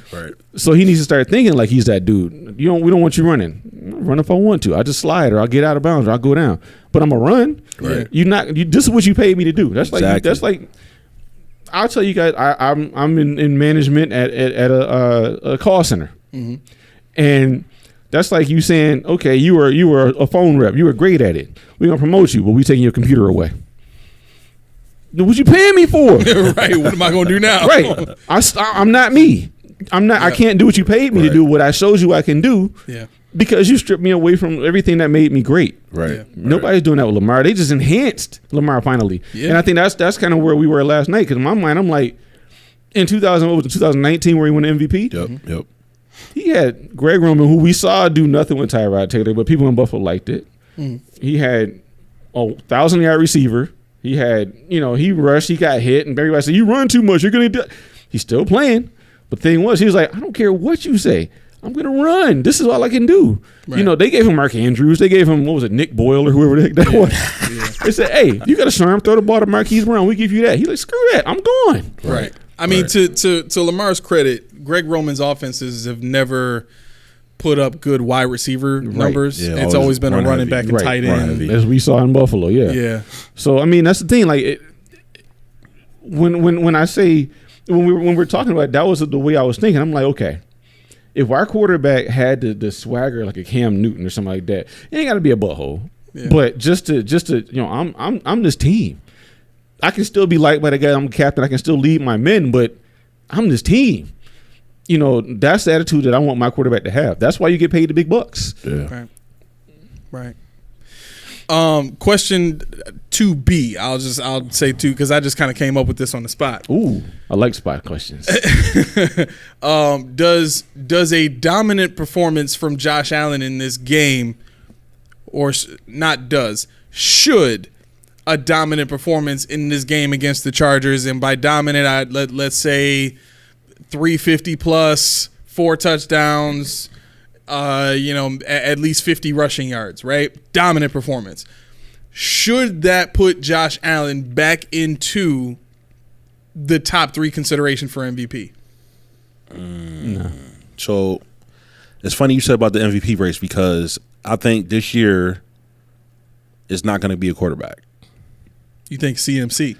So if certain things will have to happen. So perfect example. If Tyreek Hill gets 2,000 yards, get that man an MVP. He's done something that nobody has never done in the NFL, period. Yeah. Nobody has ever done that. Where is he at now? He's not even top. Is he? Is he 4 or 5? He's Let me look he's now. up I'm there. gonna look and see what his numbers are. I don't. So the wide receiver that came close was Calvin Johnson. Yep, Megatron. He had 19, right? Yep. 1900. However, they said, oh well, he got the extra game, right? But Tyreek Hill, he didn't play, so he don't make it.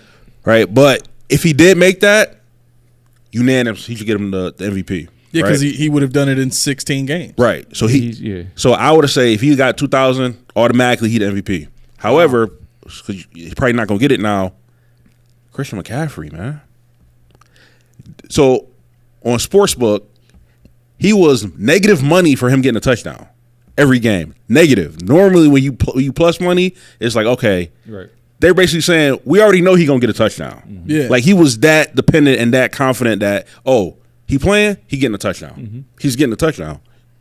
So I think his performance this year was so dominant that he should get it. Yeah. However, I know the politics and all that, they want to give it to the quarterback. But what quarterback is really proven that he's the best of the best? Like, there's nobody that's really gapping anybody. You know what I'm saying? Like we said, Josh leading in touchdowns, but he ain't got the record to back it up. Right. You know what I'm saying? So this year, I don't think that it should go to a quarterback. That's a great point. I'm not saying I don't agree with it. Yeah. I've not seen a non-quarterback win it since who? I was going to see who's the last one to even do it. I'll look it up. You got it? You looking it up or? He probably knows. I did know. I'm mad I forgot. Here it is. Let's see. I'm going to go backwards just here. Okay. We got Mahomes, Rodgers, Lamar Jackson, Mahomes, Brady, Matt Ryan, Cam Newton, Rodgers, Peyton. Adrian Peterson. That's I was gonna say. Oh man, you stole my shine. I had one more to go. My bad. My bad. Adrian Peterson, yeah. So AP. I mean, but if you look at, you had before that, it was Danian Tomlinson 2006, Sean Alexander 2005, and then you got more quarterbacks. But I want to say Barry Sanders, Terrell Davis, Marshall Faulk. Wow. Yeah. You were going to say what? No, so who was the Quick question: who was the last defensive? I was just about to ask that. Who was that? LT. Yeah. Are you kidding me? He's the only one, isn't he? Yeah, there's only been one. Let's see. I'm gonna start far as I at know. 57. Jim Brown. Okay. That was in the 90s. Yeah. Wow. 80s, 90s. So we looking 30 years ago? Was the last 86, time? No, 86. 86? Almost 40 years ago. Wow. It's been that since a defensive player won the MVP. Wow. Oh, we No, had a defensive tackle Alan in Page. 71. Who did? A defensive tackle 52 years ago. Wow. I mean, that's back when, defensive tackles could do stuff like that. But Yeah, and Jim Brown went in 57, 58. He was a fullback. Really, he was a halfback. They changed it from halfback after Paul Hornung in 61. So 60 years ago, right. they changed. They said, okay, you can't be a halfback. You got to be a running back. Whatever. Yeah. So I mean, it's got merit. It's got merit. However, I think, with my limited knowledge of other teams, I still think, if San Francisco were to go, I would think they would give it to Brock Purdy. Yeah. I mean, he's number one in the voting right now, or not the voting, but the Vegas odds. Come on. Yeah, it's Brock Purdy, then it's CMC, and then let me see if I can pull it up. So, all right. So here's my thing. Well, here's my gripe with the MVP, right? Mm-hmm. So we know there's the MVP and then there's the Offensive Player of the Year, right? They don't have to be the same person. So here's the thing.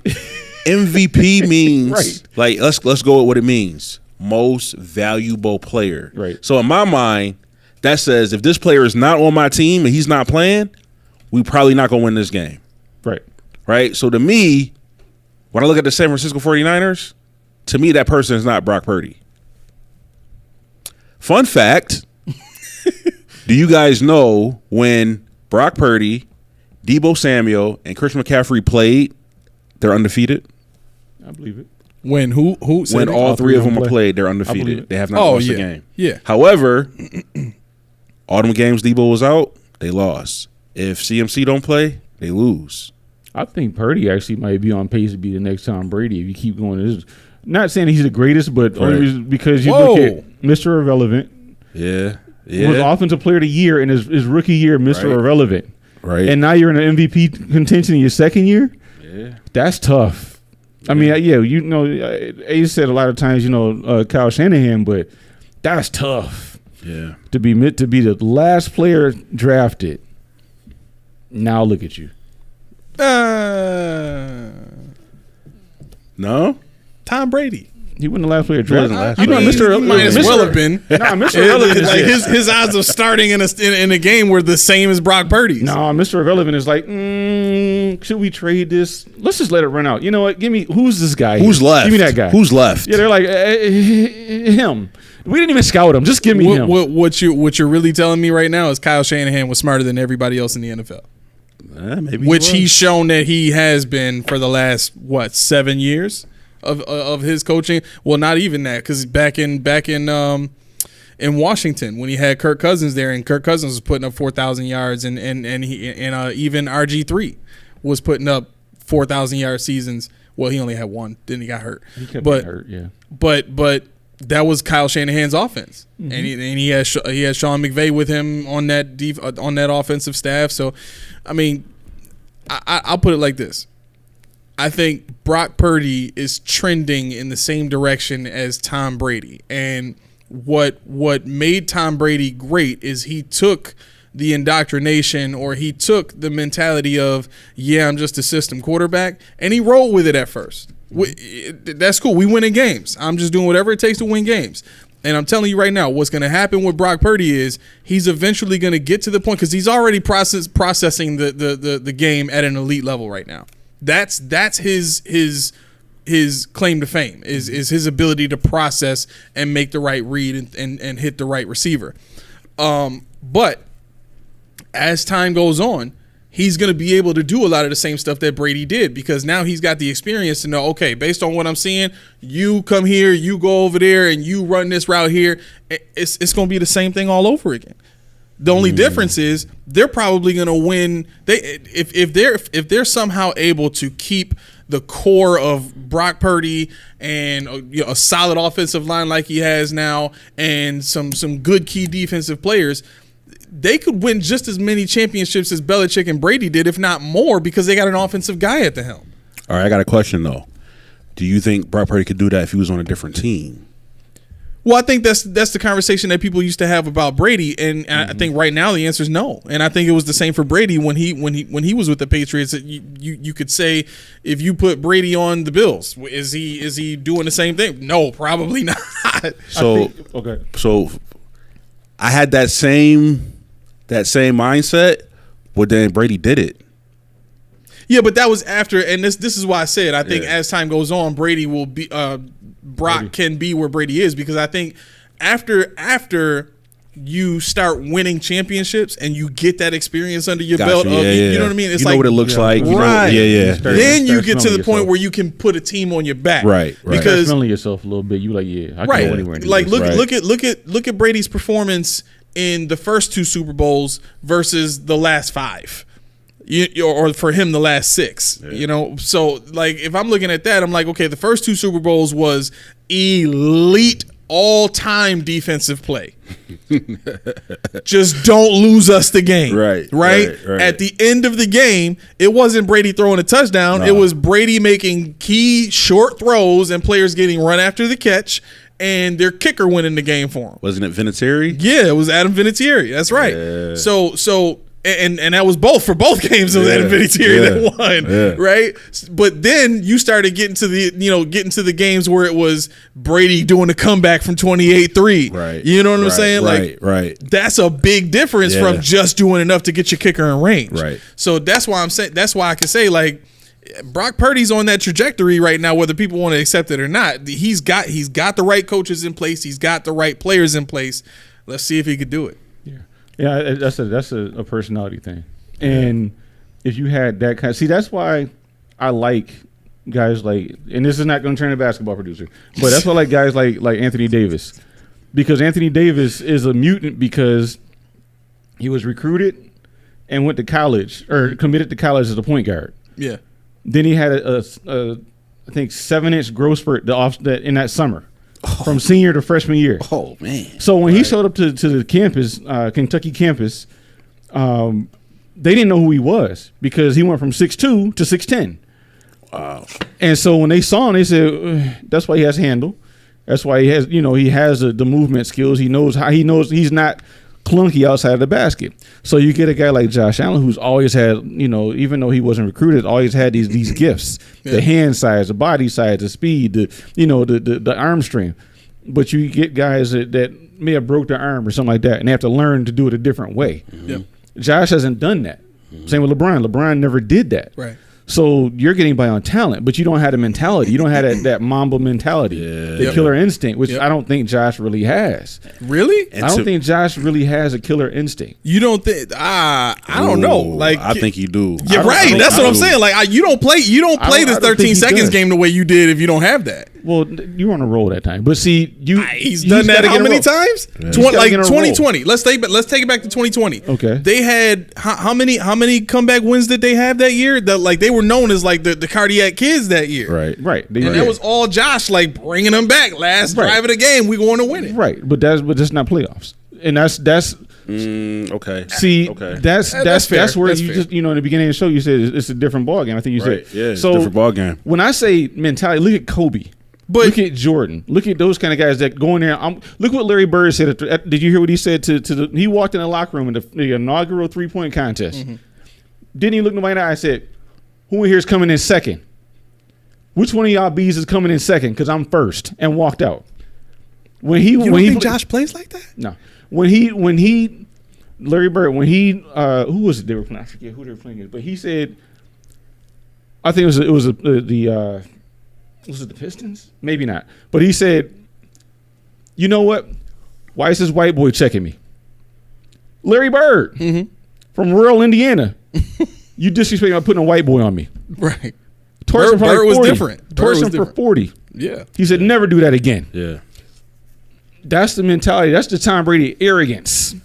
That's the I'm better than you that I don't see it. See, the team speak. Yeah, but you're talking about that's not It's the personality trait I'm talking about. Yeah, it is a personality because there's a difference between a mentality and a personality. Yeah, like what you're talking about is a personality to outwardly be arrogant and aggressive and overly confident, but also have the mentality to go out and back it up. Let me step it back a little further.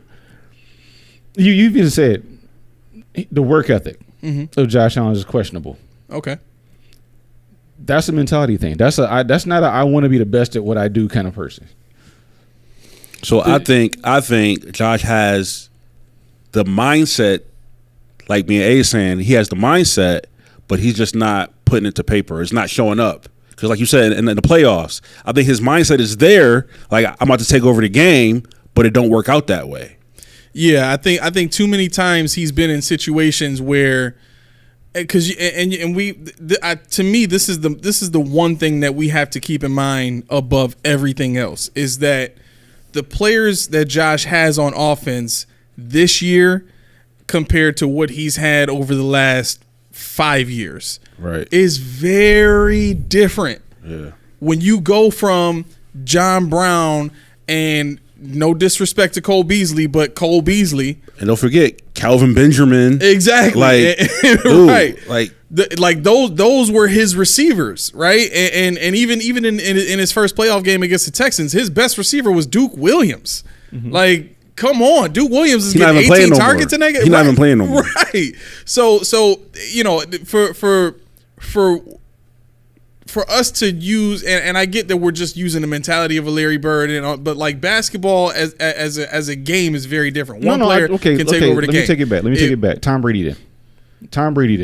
But Brady wasn't like he wasn't like that. Like he talks on the field the same way Josh talks on the field. Brady will get in your face. Brady will scream at you. Brady is intense. We never seen Josh do that. So I think what Keyshawn is saying, how many times have you seen Brady like yelling or getting in his lineman face because they messed up? Oh, and his own players. Exactly. Yeah. Oh, yeah. That's not Josh's personality. That's what I'm saying. That's the mentality. Why do we need him to do? You don't need him to because he's doing his thing. But what I'm saying is he doesn't have that killer instinct, and that's what I'm saying. So his talents get him to where he is. Kobe Bryant was not the greatest player, skill athletically. Right. Michael Jordan wasn't the greatest player athletically, but it was a mentality. It was a skill. It was attention to detail. It was like you said, I command. Horace Grant. People remember you heard about your boy wouldn't even let Scott Burrell eat on the plane because he didn't play well enough. Brady's the same way. I can tell you, John Elway was the same way. You know, guys like that, and they would interrupt coaches because I'm great. This is my team. Okay, you missed a block.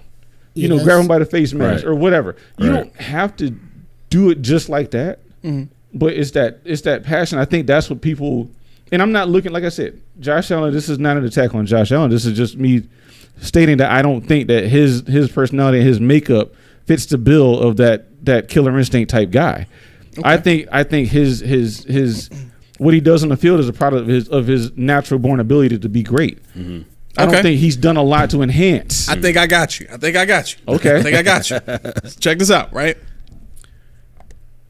As a father, if Junie goes out and gets arrested, in my mind, that's on me. That's not on him. That's on me. Somewhere along the line, I didn't invest enough time with him, or I didn't invest enough information, or I didn't invest enough. There's something along the lines that I didn't do enough of that allowed him to adopt a mentality to think whatever he did was okay, or to give him the mindset that, you know, he could justify what he did to get arrested, right? And I think Josh Allen has taken the same approach with this team. If you hear the way that he talks in all of his press conferences, first thing out of his mouth, even if it is indoctrinated language, it's on me. I got to be better. I got to do this. I got to do that, right? And the one thing that everybody has always said about Tom Brady, he's a crybaby, right? So if Josh's approach is, listen, and even in the way that he plays the game, it's on me.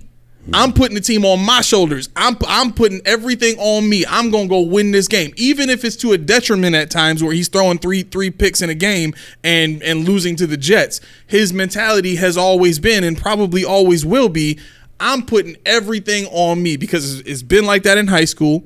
It's been like that in college, and it's been like that for the Bills. The Bills have capitalized on the one player who will always and forever have a mentality of everything is on me. And that's what we're looking at right now. So when we say we expect that guy who puts everything on himself to begin with to now go and start charging up other guys and getting, coming at other guys, that is nowhere near his mind, because it's actually, in my mind, a little bit more respectable of, listen, if a receiver is going the wrong way, that's on me, because I didn't communicate that well enough during practice. If a lineman is not doing what he's supposed to be doing, that's on me. I'm supposed to see enough and communicate enough to let him know that, who he's supposed to cover, who he's supposed to block. That's a call I missed, right? So I think I can respect that a lot more than going and screaming like Peyton Manning, the famous video of him getting into it with Saturday. You know what I'm saying? Like that's enjoyable to see, and you like to see that kind of fire in your quarterback. But I don't mind Josh having the mentality to put it all on him. Hey, listen. So Russell Wilson, what about him? The same way. You've never seen Russell Wilson do that. Yeah. Do what? Go and charge up. Like go and charge up, or be like, "Hey, you missed that block," or blah blah. You never saw that? I've never seen Russell Wilson do that. Right. But to A's point, in the playoffs in the Super Bowl, he played to that level. Yeah. He won 2 Super Bowls. Yep. Granted, it was with a team with like kind of Tom Brady. He had an elite defense. Yeah. But he still had to put in work. He did, no doubt. He did. Yeah, he did enough. You know what I'm saying? But I mean, okay. So, but I do get what you're saying, because I've seen that we seen Peyton do it. Yep. We seen Tom Brady do it. We see Mahomes do it now. And they great. You see when Tony dropped the pass, he like, yo, what is wrong? Like Now, he's see, like yeah, getting He fed upset. up. Yes. But again, he's got a reputation his whole career now of being a crybaby. Yeah. see, You know to what I me, to me, that's I don't even know how I can even say it. I mean, when you explain how you think about it, I'm the opposite.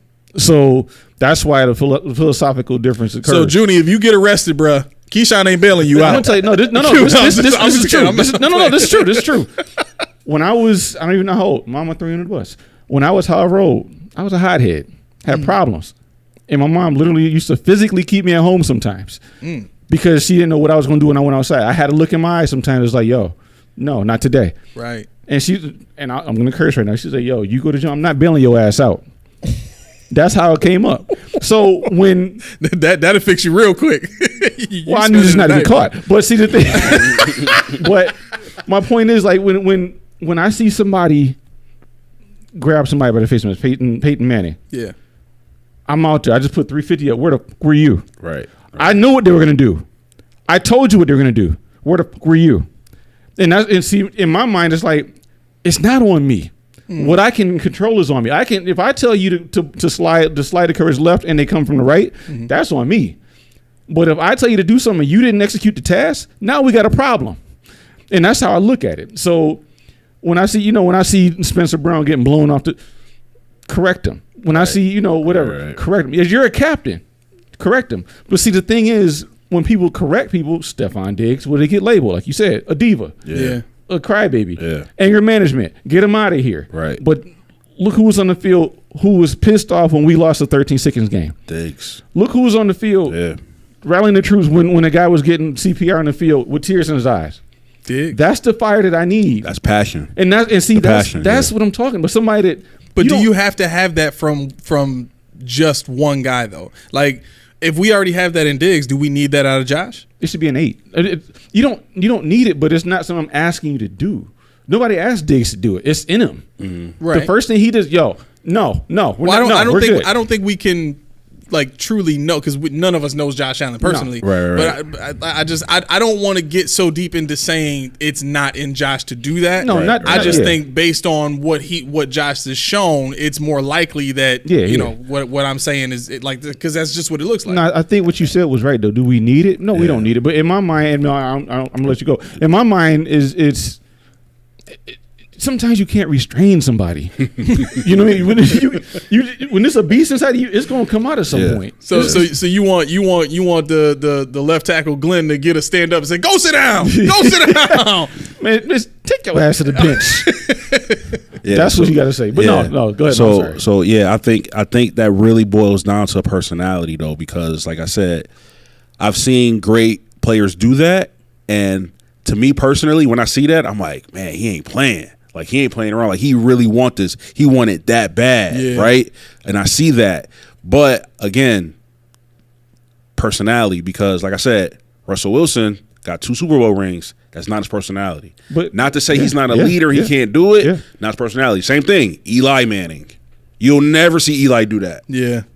He also won 2 Super Bowls. No, this is where I'm going to go with it, to take it back to back. LeBron James. LeBron James don't have a killer instinct. Look at what he's done. That's true. He's the greatest player, well, one of the greatest of all time. You never saw him do that? When he was not in his early years, when he was dominating. Okay. Even with Miami though, he would pass off for the last shot. Yeah, not LA. In LA now, but I did see him get in. Hold on. Was it J.R. Smith?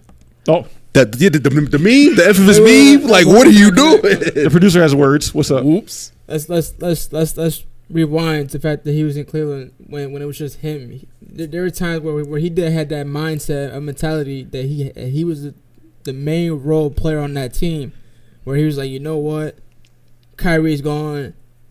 This is my team now. I need everybody to like be on track. And there would be times in the finals when they went against KD and Curry and Clay and Draymond, where he's like, okay, well, I need Shumpert to play his part. I need JR to play his part. I need Kevin Love to play his part. But that was after he went back, though. Yeah. I'm talking about early. I'm talking about when he was the only person on the team. Like, when he first went to Cleveland, he was it. Right. That's what I'm saying. Like, when he first got drafted to Cleveland, I think that was the time where he was taking the most shots. Now, to his point, though, he was the youngest player on the team, though. So, like, that's true. How you gonna be the? Well, you're the kid. Like, you ain't gonna be going grabbing nobody by the jersey and they 10 years old. You could. You could. I mean, I'm saying you're gonna get a swirly or something like that. But if it's in you, but like, hold up, I got a son your age. Get off of me. To your point, what I just said, which card did it? Magic. Yeah, when Magic first came, you ever see that series, The Dynasty? Yeah, I haven't seen it yet. Yo, he came in there, he went right at Kareem, like, hey, listen, we gonna do it this way. Kareem like, oh, who you? Where you come from? Right? You know who I am? I'm Showtime. You know who I am? Get out of here. But he had that. So that's what I'm saying. I really think it depends on the personality. Yeah. Not to say that. Yeah. I don't think, like Keyshawn said, I don't think he necessarily need it, but sometimes it is good to see it. To like, okay, because. Especially Bills fans, we passionate, man. We want it so some of us want it so bad. Yeah, we'll sell our soul to get that. Like it's funny. Like we need that affirmation from our players. Like we need to know they care just as much as we care. Right. Like we need that confirmation from them. Like, do you really want the Super Bowl as much as I want the Super Bowl? Right. Because we've been there 4 times. Exactly. 4 times. But let me ask y'all this. So. Do you guys think that this is a generational thing that we talking about? Because what I've noticed in society nowadays is a lot of the younger folk can't take the constructive criticism like we had to, back in the day, right? And like we just grew up with it. Like you were getting that from your parents or from somebody or from a coach. Like back then, coaches could scream at the little kids because the parents was like, "Yup, go straighten him out, straighten him out. Tell him, right? You better listen to him." Exactly. Nowadays, don't yell at my child like that. You don't talk to him like that. He's like my child doesn't respond to yelling. Everybody responds to yelling. So is it a generational thing though? Do you think is Josh's age that's showing in this? I think and it's funny that and I don't want to make it long-winded because I always do, but I think that we gotta get Melly back. I know we gotta get Melly Mellon, but I think it is his age to a degree, but his peers are the same age as him for the most part. We're an older team, but there aren't many players that are that much older than him. True. So, in my mind, you have a rapport. You're a family. What family don't argue? Right. What family don't curse? And I understand. You yell in my face. I get it. Who on the team hates Diggs? Who on the team hates? Well, who else yells? I don't know. Who else, do you guys know anybody else? I'm being serious. That yells? That's like Diggs. That's that intense. Can you think of anybody? Latavius Murray. Poyer, maybe? Poyer, maybe. I could see Poyer. Wasn't it Murray who called the players meeting? Yeah, he did. Yeah. But I mean, is he at intent though, or did he just see it? Did he just need a need? Yeah, he might have taken a fatherly role with that. He's the oldest cat in the world. No? 33. I think is he the oldest player on the team? He might be. No, Linville Joseph is 34, ain't he, or 35? No, isn't he older than that? 30. I think Murray's younger than that. Huh? No, Murray's 33. Is No, he? he's 30. Yeah. I think he's 31. Is he? Nope. I would love it if he was He was 31. born in 90. Oh, he's born in 90. Mm-hmm. Yeah. Linval Joseph is 35. Yeah. Okay. Yeah. So Joseph is the oldest. So Murray is the second oldest. How old is Vaughn? 32. Okay. Yeah, I'm pretty sure it's fine. I don't know. It's all blending together. They're all younger than us. So who cares? But 34. Vaughn is 34. 34. He'll be 35 before the next season. Wow. Okay, so Latavia, I'm just not even gonna try to list Latavius anymore because we're gonna find somebody else that's older than him. No, right. I'm not go further. So Mill, like, what's your take on that? You think it's a generational thing? I think it's part of it because like you said, like we're growing up in a different way, so we're not accustomed to the same thing. Like and I always debate this because I hate being a part of it, but technically I'm a part of it. I'm a millennial. Yeah. Right. But we know there's different classes, man. Like you got the older millennials, you got the younger ones. Like we're not the same. That's true. We're not the same at all. Right. Even though we're categorized in the same generation, there's definitely a big difference. So I think it's a little bit of both.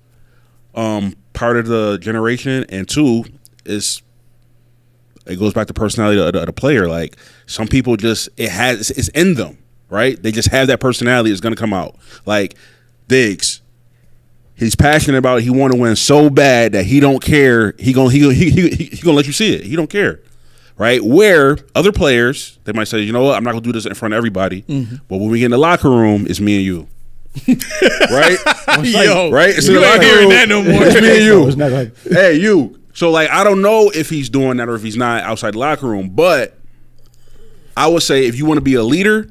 And that's one thing that leaders have to do. You got to hold people accountable. Yeah. Right? I think that's right. So everybody says, to kind of make it cheesy like Spider-Man, with great responsibility comes great power, or great power comes great responsibility, right? Yep. So if you want that status, like you got to take what comes with that. That's true. So if you're a leader, people are looking to you. So not only do you got to do right, but when people fall, you got to be there to build them back up. You got to be there to inspire them, tell them like, hey, we got to get on point. Like we cannot take an L. We not losing. So if I'm doing everything I'm supposed to be doing, you doing everything you're supposed to be doing too. You know what I'm saying? Yeah. That's it. And I mean, whether it happened or not, I don't know. But I would like for like a Josh Allen to have gone up to McDermott or called Dorsey or whoever it was at the time when they benched James Cook. No, put him on the field. Run it back. Put him on the field. Put him on the field. Run it back. Yeah. So let me ask y'all this, because that brings up an interesting point. When did he become Geraldo? Interesting. Let me ask you this. Listen, I'm telling you right now, this is going to be the best show that we've ever done right now. When y'all watch it back, bar none, this is going to be the best show we've ever done. But let me ask y'all this. Mm-hmm. So do you think that it's a matter of coaching that put Josh in the position to be that type of a leader? Being the outside in, like I don't know too much, like because we don't know these people. I would say it does because I feel like McDermott is not like that neither. Like, have you ever seen? I've never seen McDermott like forcibly like yell or chew people out. Like he'll bring them in or he'll talk to them quietly or like you don't see it, you don't hear it. But like I've never seen him do like what Belichick used to do. And some of these other coaches, like Dable was like, yo, like he went at Tyrod like, yo, what are you doing? right? That goes back to everybody. I don't think McDermott would do that, but at the same time, we all know you messed up. He might not do it in front of public, but hey, Ken, you're out of here, dog. Some conditioning. Make him do some conditioning. You know what I'm saying? So I think push-ups. I think everybody has their different niche, or when it comes to like how are you gonna do it? Are you gonna do it in front of everybody? Do you care? Do you don't care? Like I don't know. I think it's everybody's differently personality wise. But the rebuttal to that, not even a rebuttal, but the follow up to what you're saying, does that not go back to what I said though? Because they did an evaluation on the draft at the combine. They did an evaluation, interviews. they know what kind of personality he has. But- as opposed to going to a Josh Rosen. Yeah. And at the time, Rosen in college went to UCLA. He had the accolades. He was putting up 400 yards a game. So based on that, he looked like the better prospect. But it was something between the ears. It was attitude. It was a personality. Yeah. And so you look at the trends of the coaching, like you guys are saying, and you're saying, okay, they like a certain player. They like a docile kind of player. Maybe that's what McDermott want. And that kind of feeds into my why is nobody else on the team like Diggs? Did you read the report? For The McDermott problem, the Tyler Dunn report? nah. Yo, I canceled my subscription, so I can't. Of course, but I mean, if y'all feel like spending the $8 is worth it, but it's a really long. Like it took me like 2.5 hours to read it, and because I kept getting interrupted. But it's long. It's like 25,000 words. Like, but anyway. From what you're saying, a lot of and even what you're saying too, a lot of that goes into McDermott's approach for the way that he wanted to control the team, right? You're right. You're absolutely right. He wanted players who took on that same, college-like mentality, like whatever coach says goes, and this, that, and the other thing, as long as it's all in line with what the coach wants. That's the type of atmosphere that he wanted. And then what he wanted to do was he wanted to take those players and then get them to adopt a tough, hard-nosed mentality, and then, all right, go out and execute what we tell you to execute. That's the vision that he had for the team. And so I think I side with that because, not only, and I don't want to, pounce on McDermott's, character any more than it has been with in the report. You bounced all over it. but it kind of revealed narcissistic tendencies that he's shown over the years of blaming everybody else, not taking the accountability, all that kind of stuff like that. That plays all into that same mindset of you want a quarterback who's going to shut up and just do what you tell him to do. You want a wide receiver who's going to shut up and just do what you tell him to do. You know what I mean? Like you can't expect to be a very successful NFL head coach for long if that's your mentality. And I think we're seeing now it's teetering a little bit. And I got the perfect thing. What did they used to always say? What was their mentality? Iron sharpens iron. Yeah. You look at the best teams out there, and the Eagles aren't even that great, but look at Dallas. Look at the Eagles. Look at Kansas City. What do you see? You see them calling out Dak when his wide receiver calling out Dak. Trayvon Diggs called him a B? Yeah. In practice. You look at the Eagles. Jalen Hurts and A.J. Brown are getting them in the blows on the sideline. You look at who else was it? Kansas City, Kadarius Toney and Mahomes and just the infighting, and to a lesser degree because they're not good. The Jets when I told you about Aaron Rodgers and Saleh with Garrett Wilson yelling at them. Yeah. George Wilson, I don't want to play with. You see him playing, he packed it in. I don't want to play with them to just do no more. But the thing is, we don't have any of that. We don't have any iron sharpens iron guys. True. And like you said, and while you were talking, you're right. I agree with it because on one side you're saying, I want the best guys to make the best guys better. Mm-hmm. So I want Stephon Diggs working with Kyer Elam every day in practice because it's gonna make him better. Yep. We haven't seen that. They probably have him playing against Shakir or somebody like that. Yep. By the way, this would be a great game for Kyer Elam to get a snap or two. He won't, but it'd be a great game for him to get in. Did they activate him? No. Shorter. They so got basically, he's just playing week. with my emotions right now. So what? I said basically, you're just playing with my emotions right now. Because I heard that he was practicing. Oh, really? No, yeah, Daquan, and Shorter are at their 21-day window is open. Wow. So they're practicing, all three of them. But I would love to get Daquan back. Daquan is probably the most likely out of the three of them to play again. Yeah. Kyer is probably not. He tore ligaments in his ankle and he can't play or whatever. Is Milano outdone for? Yeah, McDermott. Yeah, he already confirmed. They asked him is there a possibility that he could come back if they do the playoffs? And he was like, nah, he's not. He said from the information I received. Yeah, Daquan could definitely come back though. Okay. Definitely come back. But I'm a little worried because if he comes back, I want him to come back and get as much reps as possible because, again, I'm looking at playoffs, man. Right. I'm looking at the playoffs. But by the time he comes back, it's going to be the playoffs. Yeah. So that's tough. Well, you That's see, tough. Daquan got activated, so he would have to be active for the Miami game. For the Miami game? He would have to be active for the Miami game. And you talking about if they're going to Doesn't have to play, but he has to be active. He could be a healthy scratch, but he has Okay. to be on the 53 for the Miami game, or he's. I would still take that. I mean, Yeah, you can- for sure. you can boot somebody Because off. look at that. McDermott said, "Wow, we're just now getting the meat." But show's almost over. But I still got one question left. We ain't even get to that. no, we're gonna one. get to it. We're gonna get to it. I promise. No, I was gonna say Daquan Jones. 10 minutes later. He's probably gonna play. What? 10 minutes later. Man, get up out of here. 10 He's not the minutes Metro later. Rail driver. Summer best.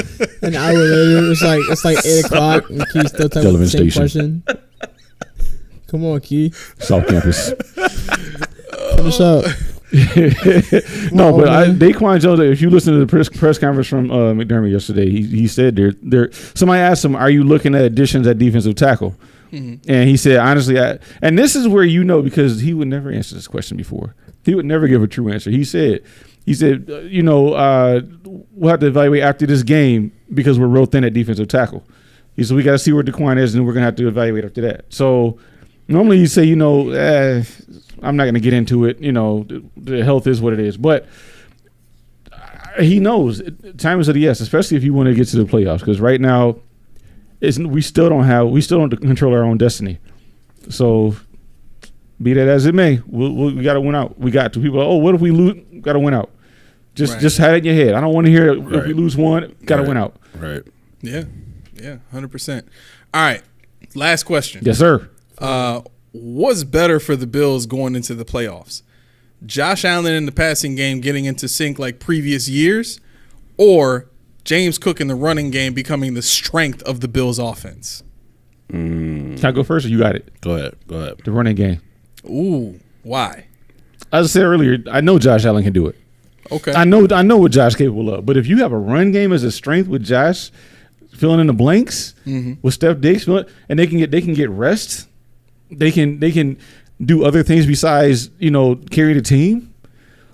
Come on now, come on. I mean, look at if you had James Cook go off in a wild card round and we win, you go to say now you got to look at James Cook as being somebody you got to target. That leaves Diggs, Kincaid, Shakir.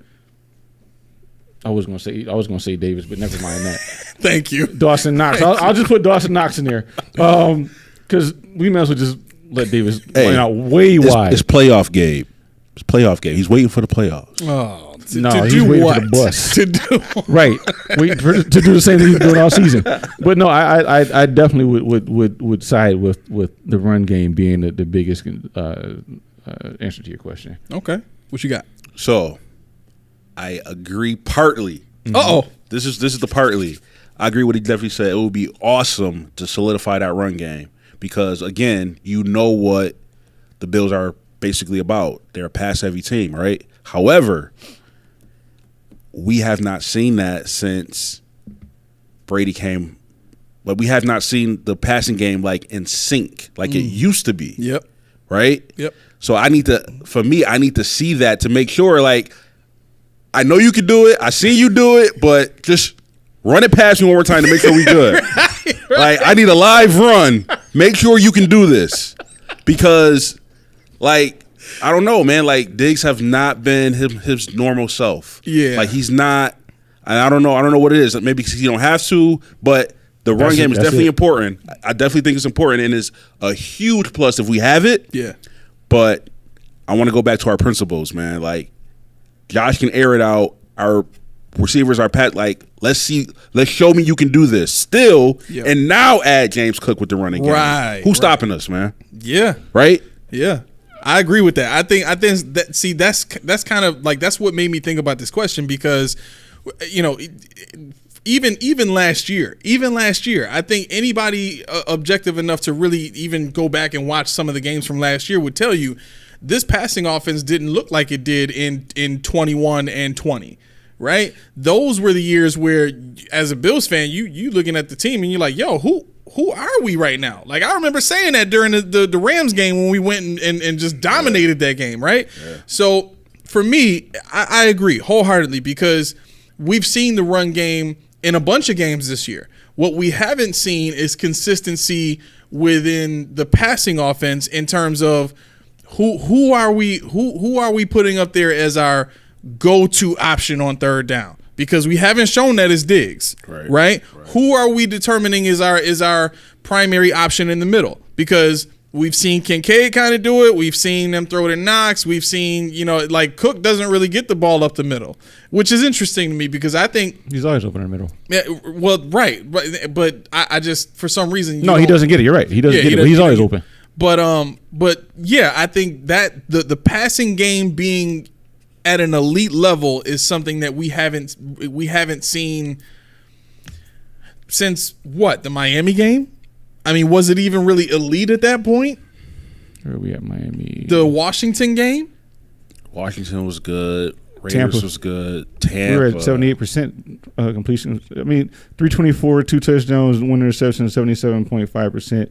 I mean, the thing is, you got to leverage. We haven't seen it, but the thing is, when you listen to your explanation for the passing, we haven't seen Diggs do this. But we've seen somebody. I mean, I don't need to see or identify me personally. I don't need to identify who's going to do what. I just know they can, and I've seen them do it. Just do it. I've seen Knox. I've seen Kincaid. I've seen Shakir be dominant. So I know Josh can. If he finds one of them, they can take it the rest of the way. Unlike I felt last year. Unlike I felt under Dorsey earlier this season. It's just the fact that when you look at the Dallas game, didn't have to. Right. Yeah, but that's like okay. Prime example, realistic example. Y'all heard me sing before, right? So if somebody asks y'all, can Airman sing? Y'all answer is yeah, right? But when's the last time y'all heard me sing? Like, what if I just started singing right now and I don't sound as good as y'all remember me sounding? You see what I'm saying? I mean, and then all of a sudden you start thinking, ooh, maybe he lost a little bit. Maybe no, but he was really good back then, but that ain't matching what I'm hearing now. And then a week goes by, and 2 weeks goes by, and 3 weeks go by, and another person asks, "Can Airman sing?" Right. That's it right there. I mean, yeah, I get it. I'm sorry. You're like, yeah, we know they can do it, but I haven't seen it at the level that I've seen it before recently. I get it, but like once again, I said before, Josh has done. What did he do? He had every game in the last 7, except for 2 games where he went over 250. Even in losses, I mean, he's been consistent. Yeah. What I'm getting at is I don't have to see one person do it because unlike before, when it was always Diggs, which I hated, even though I'm a Diggs fan. Right. I'm like, who else is there? Right. Those force feet. Now you got the balls being spread around. You got Hardy catching. You got Shakira catching. You got. Not Davis. Kincaid, you got Knox, you got Latavius, this is you got go from Ty a Johnson. McDermott hating show to a game. Well, I mean, he just doesn't exist in my world. But you got Ty Johnson, you got James Cook, you got Kincaid, Knox, Diggs, you got Hardy, Sherfield's even. Yeah. So to me, unlike years past, I'm not as worried when Diggs doesn't get off. Right. I don't rely on this just being my fantasy wide receiver because we got other guys now. Yeah. And the drop off, it hasn't been a drop. I can see what you're saying if there was a drop off per se, but it's just not being done the same way as we're used to. Right. So that's why I'm like, if we could couple what we've been doing with a run game and nobody expected, coming off of Devin Singletary who never threatened anybody. Now we got a running back in a cold game or in a snow game or a rain game where the Eagles game, we could have won that game because we were dominant on the ground. Yeah. The game against Dallas was a cold game, not that bad, but it was raining. We won that game because we dominated on the ground. We never could. When was the last time we could have said that? We looked at it. LaShawn McCoy was the last person to do whatever it was we looked at, and that was how long ago? Right. So under this regime, I'm not worried about them saying we're getting 3 feet of snow on a Sunday because we got a run game. Yeah. And that's why I said we bring that run game into prominence. All right, so my thing is I agree with that because you're right. It don't really have to be Diggs as long as it's getting done. Right? But here's my thing. Again, playoffs. Can I trust Dalton Kincaid, who's never played in the playoffs? True. Can I trust these guys to James show Cook. up in the playoffs? Yeah. Like, my heart says yes, but my mind says, Mac, they ain't do it before. They ain't do it before. Playoffs is different. In the season, they was catching them passes. They was looking good, but this the playoffs, man. Like, it's a whole nother level. All right. So that's why, like, if Diggs do it, I'll put my kid safety on Diggs. I know what he can do. Right. He's been there before. He's done it. I have fully trust in Diggs. But everybody else, I don't know. Okay, so I guess to your question, is your answer more so reverting back to a 14 plus 17 equals 6 kind of deal in the playoffs? Because you said all the guys that were looking at the past game, they never did it before. Right. So whether or not they do it in the regular season, the playoffs are different, like you just said. Yeah. So in my mind, what difference? I mean, it's 100 ways to skin a cat. Yeah. So I think the run game, just establishing a run game with the unit that we haven't proven in years past that we could do it, versus a quarterback who has willed us to victory in any weather. If I can see that multiple or that complementary offense, Yeah. I mean, if we had, look at what we just said earlier. If we have Puka Nacua as our number 2 receiver, who's stopping the offense? Right. So the run game is kind of like Puka Nacua to me in the sense that that's the second option that we just never had before. Yeah. So okay. I'll say this. Here we go with this. So okay, he about to shoot my whole thing down. No, I'm not. I'll say this in response to that. I think what it comes down to for me is, and I guess my point is similar to yours. Just from the standpoint of, you know, Diggs has done it before, and we've got two guys that I think we can kind of, collectively say, like, we agree that Cook is another weapon and Kincaid is another weapon, right? Absolutely, yeah. So if we're looking at those three guys as, like, the primary weapons for this offense, two of them haven't done it before. Cook was on the team last year, but he didn't really get in the game and play, you know what I mean? And that was what? That was our first game, our first playoff game? Or our first game in the playoffs was against the Bengals, right? Am I wrong? No, we beat Second one. we beat Miami. Right, but I don't remember Cook playing in any of those games, really, to be honest. But I think what that does for me is it puts me in a position to say, okay, even if even if we got to the playoffs and it did become a 14 plus 17 equals 6, right? I think what Josh has done this season in terms of spreading the ball around during the season could be viewed as what Nick Wright talked about with the Chiefs, which is we're practicing for the playoffs. We know what we already have in Diggs and Josh for the postseason, right? We know we can force feed it to him all day if we really need to.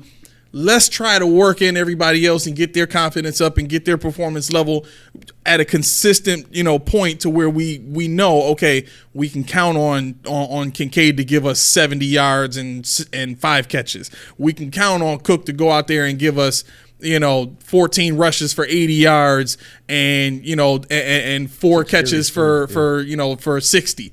You know what I'm saying? And a touchdown somewhere in there, right? We know we can get that kind of production out of those guys. And what does that do? That puts us in a position where Diggs doesn't have to do it all. And any production that we get from Shakir, any production that we get from Knox, any production that we get from Davis is all icing on the cake, right? So I think for me, when I ask this question of seeing the passing offense get back to an elite level, I think it's in line with that mindset of I don't need to see Diggs have a big game. I just need to see Josh have a big game because that means to me he's spreading the ball around to everybody. Like everybody's getting some love in this upcoming game. Gabe Davis has 70 yards and a touchdown. Kincaid's got 45 yards and a touchdown. You got Knox going off for 60 yards. Like that. You know what I'm saying? Like to me it's more so about showing that when you want to pass, you can no matter what. Right. Like that's the type of passing offense that we used to have 2 years ago. I'm not even counting last year. Whenever we wanted to drop back and pass, it was there for us all day long. Yeah. The one thing that we could not do was run the ball. Yep. And now we've shown the entire league that we have this ability that when we try, we can run the ball. Our running game is not at the level where where our passing offense has been before, where we can do it whenever we want against whoever.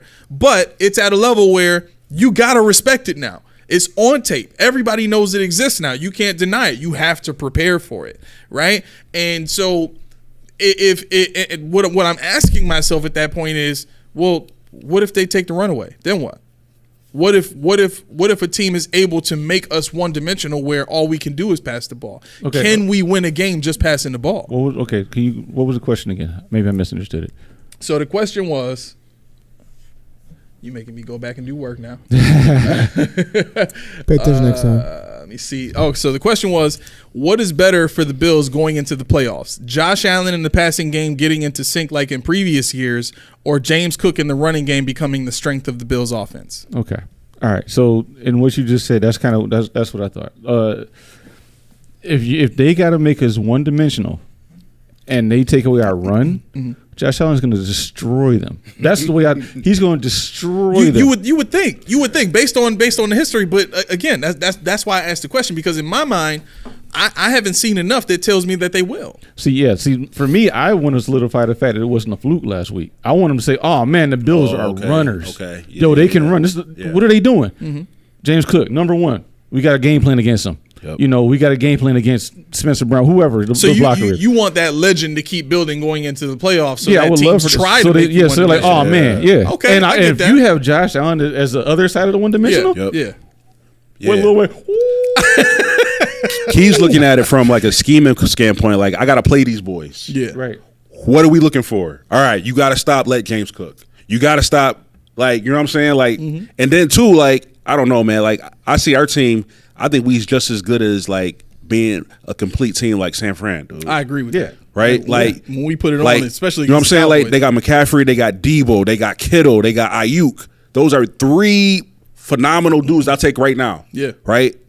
Who says that Diggs, Kincaid, Cook couldn't do that? And plus, we got add a little spice. Josh Allen can run. Right. Yeah. Brock Purdy not doing that. I mean, he'll do his little scampers to get out, but he not doing what Josh doing. Right. He ain't dragging players with him when he runs. And see, that's where I'm at with it.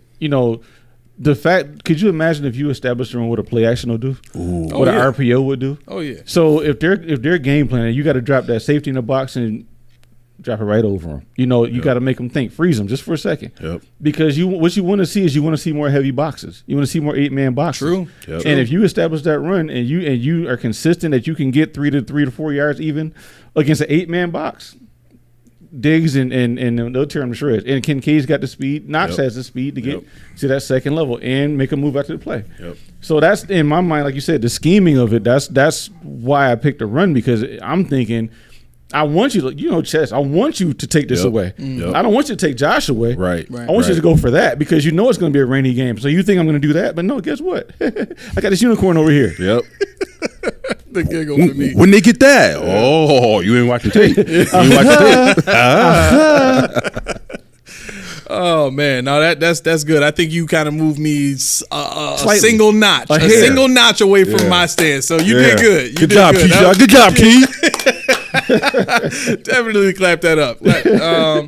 All right. Before we get out of here, did y'all have anything else that y'all wanted to get in before we?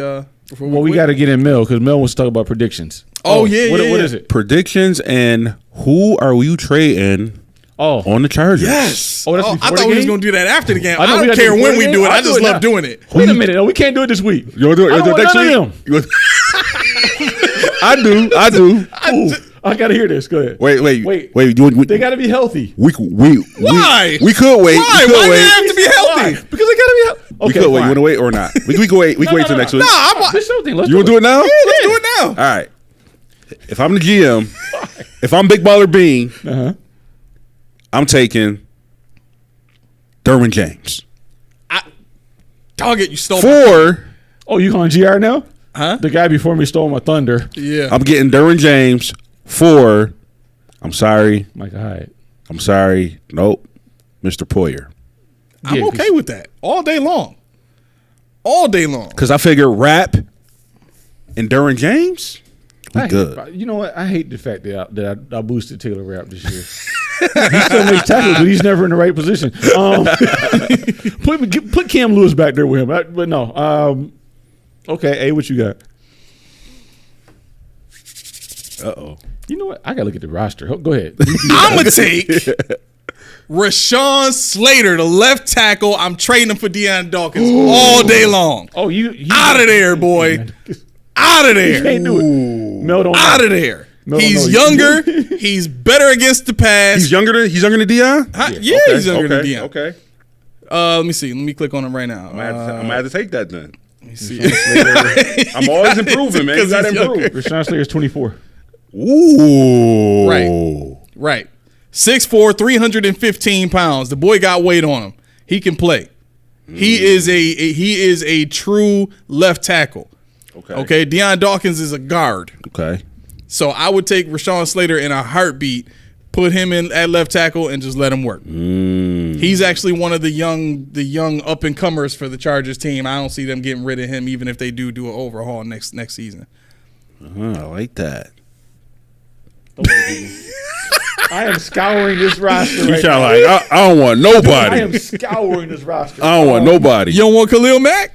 Nah. Okay. I mean, what about a backup? They got backups. I'm looking at backups for backups. backups. I'm looking at back. What about Dean Marlowe? They got Dean Marlowe. Show's over. Show's over. Fuck the microphone. Let's get out of here. Dean Marlowe. You had to never Marlowe. leave Buffalo for long. Come on. What about the tackle they just let go? The D tackle? Yeah. Is he a 3 tech like everybody else? pretty much. Dicker? Huh? Dicker? The kicker? There's low hanging fruit for you right there, bro. Yo, it really Look is. on the I defense. see a lot of people, Keyshawn. Me too. There's some low hanging fruit there. Who? What do you mean who? You wouldn't take Asante Samuel Jr.? Yeah. Over who? Over anybody? Rasul Douglas? Anybody? Would you do Benford for What's that Asante did Samuel? for last week? I don't want him to think I'm targeting him. Bruh. Oh, I got you. Okay, I like Benford. I would Yeah, trade yeah. Elam at this point for Asante Samuel That ain't Jr. saying nothing. I think Buffalo would too. When I say anybody, I Trey White. I would trade Trey White for Asante Samuel Jr. I would too. If they take some of his money. All right, in the effort to not be here till tomorrow trying to figure this out, Easton Michael Stick. No, I'm joking. Whoa! I'm joking. For Kyle Allen, right? Huh? For Kyle Allen? I'd probably take Will Greer for Kyle Allen. Ooh, Okay. Yeah, that's not bad. I would take that too. Yeah, that's the one I got. Probably Will Greer for Kyle The Allen. low key win for Key, man. That's yeah. Yeah, I mean, would take honestly, that. I'm looking at this roster, and I like Benford, and Rasul Douglas is our best cornerback. So I mean, him for Asante Samuel would be like a addition by subtraction. We still have no lockdown number 2, which we would have with Rasul Douglas. So Dean Marlowe, he'll be back on the team next year anyway somehow. Would you guys take Mike Williams over Gabe Davis? How old is Mike Williams? He'll be 28 I would next year. take Quentin Yes. Johnson over Gabe Yes. Davis. You take who? I would take Quentin Johnson over Gabe Davis. Quentin Johnson Right is now? Gabe Davis. I with speed though. Yeah. Okay. He's really fast, and he can at least you can justify him being a deep threat. Right. That's What team markets somebody with a 4.63 speed as a deep threat? Hold on. Ah, brother. Hold on. Don't say Jerry Rice either. What? Jerry Rice, man. He Man, ran a he went to 4.7. Mississippi Valley State. And it'd been in Mississippi, Keyshawn, he ran a 4.7. but that was back in 1980. And he played in a West Coast offense. That's true, but he was one of the greatest wide receivers ever played. No, he definitely was. Yeah. But So he Gabe got it Davis done. is not that. He got it so done without speed. No, not at all. You can be Not slow at as you all. want to if you had a nuance as Jerry Rice. Right, Yeah. right. But no, I would definitely take Quentin Johnson over Gabe Davis. But my pick would be Will Greer over Kyle Allen. I love it. Okay, I love it. okay. Even though in Dawson Knox is mic'd up, I think Kyle Allen was dancing or something. It was something crazy. It was funny. I'm like, yo, I like this guy just because he was doing something. I forgot what he did, but it was a small snippet of him doing something crazy. All right. What else you got? So predictions? You go first. Dum ba bum bum. 31-10. 31-10? 31-10. Was that the game for that was the Cowboys score? Was Absolutely the It same can't score. happen again. You only allotted 131-10 a season? It just seems like you're not trying when you take the score from the last game. I didn't. I didn't even know that was a score without thinking about it. Oh, you didn't know that? All right. No, because That's I was fair. thinking I'm always 2 touchdowns. I'm always a touchdown increment. I'm like, let me throw a field goal in there. They'll get a field goal. So, okay, 34. Wait, was it 31-10 or was it 30? It was 31-10. Damn. Okay, 34-10. Mind you, though, they did take the starters out the fourth quarter, so. That's true, too. So if you take the trajectory and forecast it by the coefficient of X, it would have been more than 31. Mm-hmm. And they wouldn't have had 10 had we not taken our starters out either. All right. The last time this team played, they might as well have played without Brandon Staley. And Kellen Moore didn't seem to make a whole lot of a difference there. I don't think a defensive head coach who's an older guy and is probably trying to instill more discipline and trying to pull more out of these guys. I think they all know they're done for the season. So I think we're gonna go in there and we're gonna give them a 38-3 beatdown. Ooh, not even a touchdown. No, I'm just mad he thinks the interim head coach is going to do anything. I don't think. Yeah, He's just a sitting duck. For this team, I don't believe the interim bump means anything. The Chargers in general have always been a team lacking that kind of heart to take something like that and make it some kind of motivation. Mm-hmm. I mean, the team with a healthy Herbert, with a healthy Allen, they still weren't winning games. Right. So why would I believe that this team without their head coach and with a reeling offensive coordinator and a defensive interim head coach and no starting quarterback and no number 1 wide receiver and no number 2 wide receiver is going to do anything against my defense? That's proof positive why I think Kyer should be playing this week. Yeah, I would take that wholeheartedly. What you got? All right. Statistically, Josh Allen plays. What'd you say? I knew he was going to do this. Josh Allen plays. I pulled numbers out my butt. He's a statistically. Go ahead. In L.A. He plays great in L.A. Who Josh Allen plays great in L.A. How many family members at the game? Hurry up. So every time he plays, he's pretty good. Yeah. Secondly, this team just got destroyed by the Las Vegas Raiders. Yep. They put up 63 on them. I'm going to say, because McDermott's a nice guy, he's not going to run the score up. He might not. I'm going to say the Bills go 41-17. Oh, wow. Yes. So you think garbage time points coming into play? Garbage time points. So this thing becomes 31-10. You know you influenced me, right? Y'all talked me off that mark. If it's 30, I'm going to be like, I told y'all turkeys. How wrong could you be, Keyshawn? You said 34. It was 31. Jeez. Yeah, Get your numbers right. I'm thinking 41-17. 41-17. Listen, I'll take 38, 41, anything above 30. I'm straight. I should have said like a number like 19 or something like that. Just a a weird safety number. in there. Yeah, something that had like a safety. And if it wasn't McDermott, I'll give him higher 60. Oh, all day. Really? But Yeah. I don't think McDermott. He's not going to offensive score head up. coach is letting them boys play. He gonna take the starters out once he get like a 3. See this. Okay, I get that, but this is my thought. I don't want to go into another hour of tirade, but I do, but I can't. But this is where I oppose that.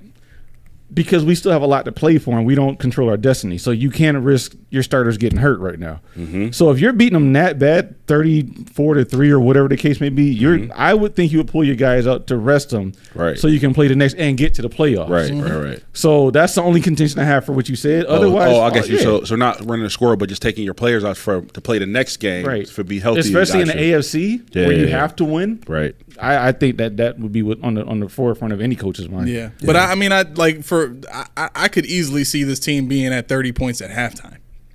Well, I guess Kyle Allen better get warmed up. Right. But that's what I'm saying. Like 30 points at halftime, you don't even need to put Josh Allen back in the game. You can put Kyle Allen out there, run the ball, and maybe score another touchdown. Like easily. I just don't respect this team at all. I don't respect their heart. I respect some of the players. They got dogs on the team, but it's just not enough. It never has been. They're pretty much what we were back in the Chan Gailey, Doug Marone kind of days. Yep. We had a lot of heart, but not enough talent. Yep. Yeah. All right. My favorite part, guys, if you guys have even watched remotely this whole show, even close, I commend you because we got on a tangent. It was so much fun. It was fun for me. I ain't gonna lie to you. Yeah. I mean, this is an excellent thing, and I could do this all day long. I said it earlier today. I think this was our best episode ever. Like it was to the entire time that we've been doing this. This is the one that I love the most. I hope people feel the same, at least for whatever portion of it they're listening to, because I could do this. I could go on and on and on. You know. Agreed. But you can't. So no, not today. I'm saying day. Yeah. So I mean, you speak my language now. Yeah. Speak my language. Okay. All right. Put you to work. Matter of fact, if you want to see more of this, run it. You know, let me see some more views. Let me see some more thumbs up. Let me see some comments. If y'all want some more of this. Yeah. That would be nice. Listen. You know what? Hold on. If you hearing that music, you know what time it is. That means I got 90 seconds to get to this thing, because what I was going to say was going to happen in this point anyway. So here we go. If you want to see more shows, if you want us to be day to day and give you all kinds of news on a regular basis, if you want to see us on a daily basis, you know what you got to do, baby. We all over the place now. We on TikTok, we on Instagram, we on Facebook, we on Twitter or X, whatever you prefer to call it at this point. We are everywhere now. There is nowhere you can go where you will not find us. And if you do, let me know and I'll make sure we put our foot down in that area too. All right? With that being said, listen, subscribers, we're at 50 now, right? Thank you, everybody that's been subscribing, everybody that's been following. I think this episode in particular has had either the highest or the second highest amount of concurrent viewers. So everybody that's been watching and everybody that's given us views over the time, over the period of this episode and the others, thank you so much. We really appreciate y'all, and we're doing everything we can to make it worth y'all time to tune in and watch us on a regular basis. Man, with that being said, this has been the Post Podium Podcast, home of the all true, no sodium takes. I have been your co-host, Aramis. It's Key. Melly Mac. And the producer, Junie, with the mic. Clap it up for my man. He did a great job. Tuning in when he could, being funny, all that. He working his way up to having his own podcast, just so y'all know that's coming. But with that being said, music is out. We gotta go. We out.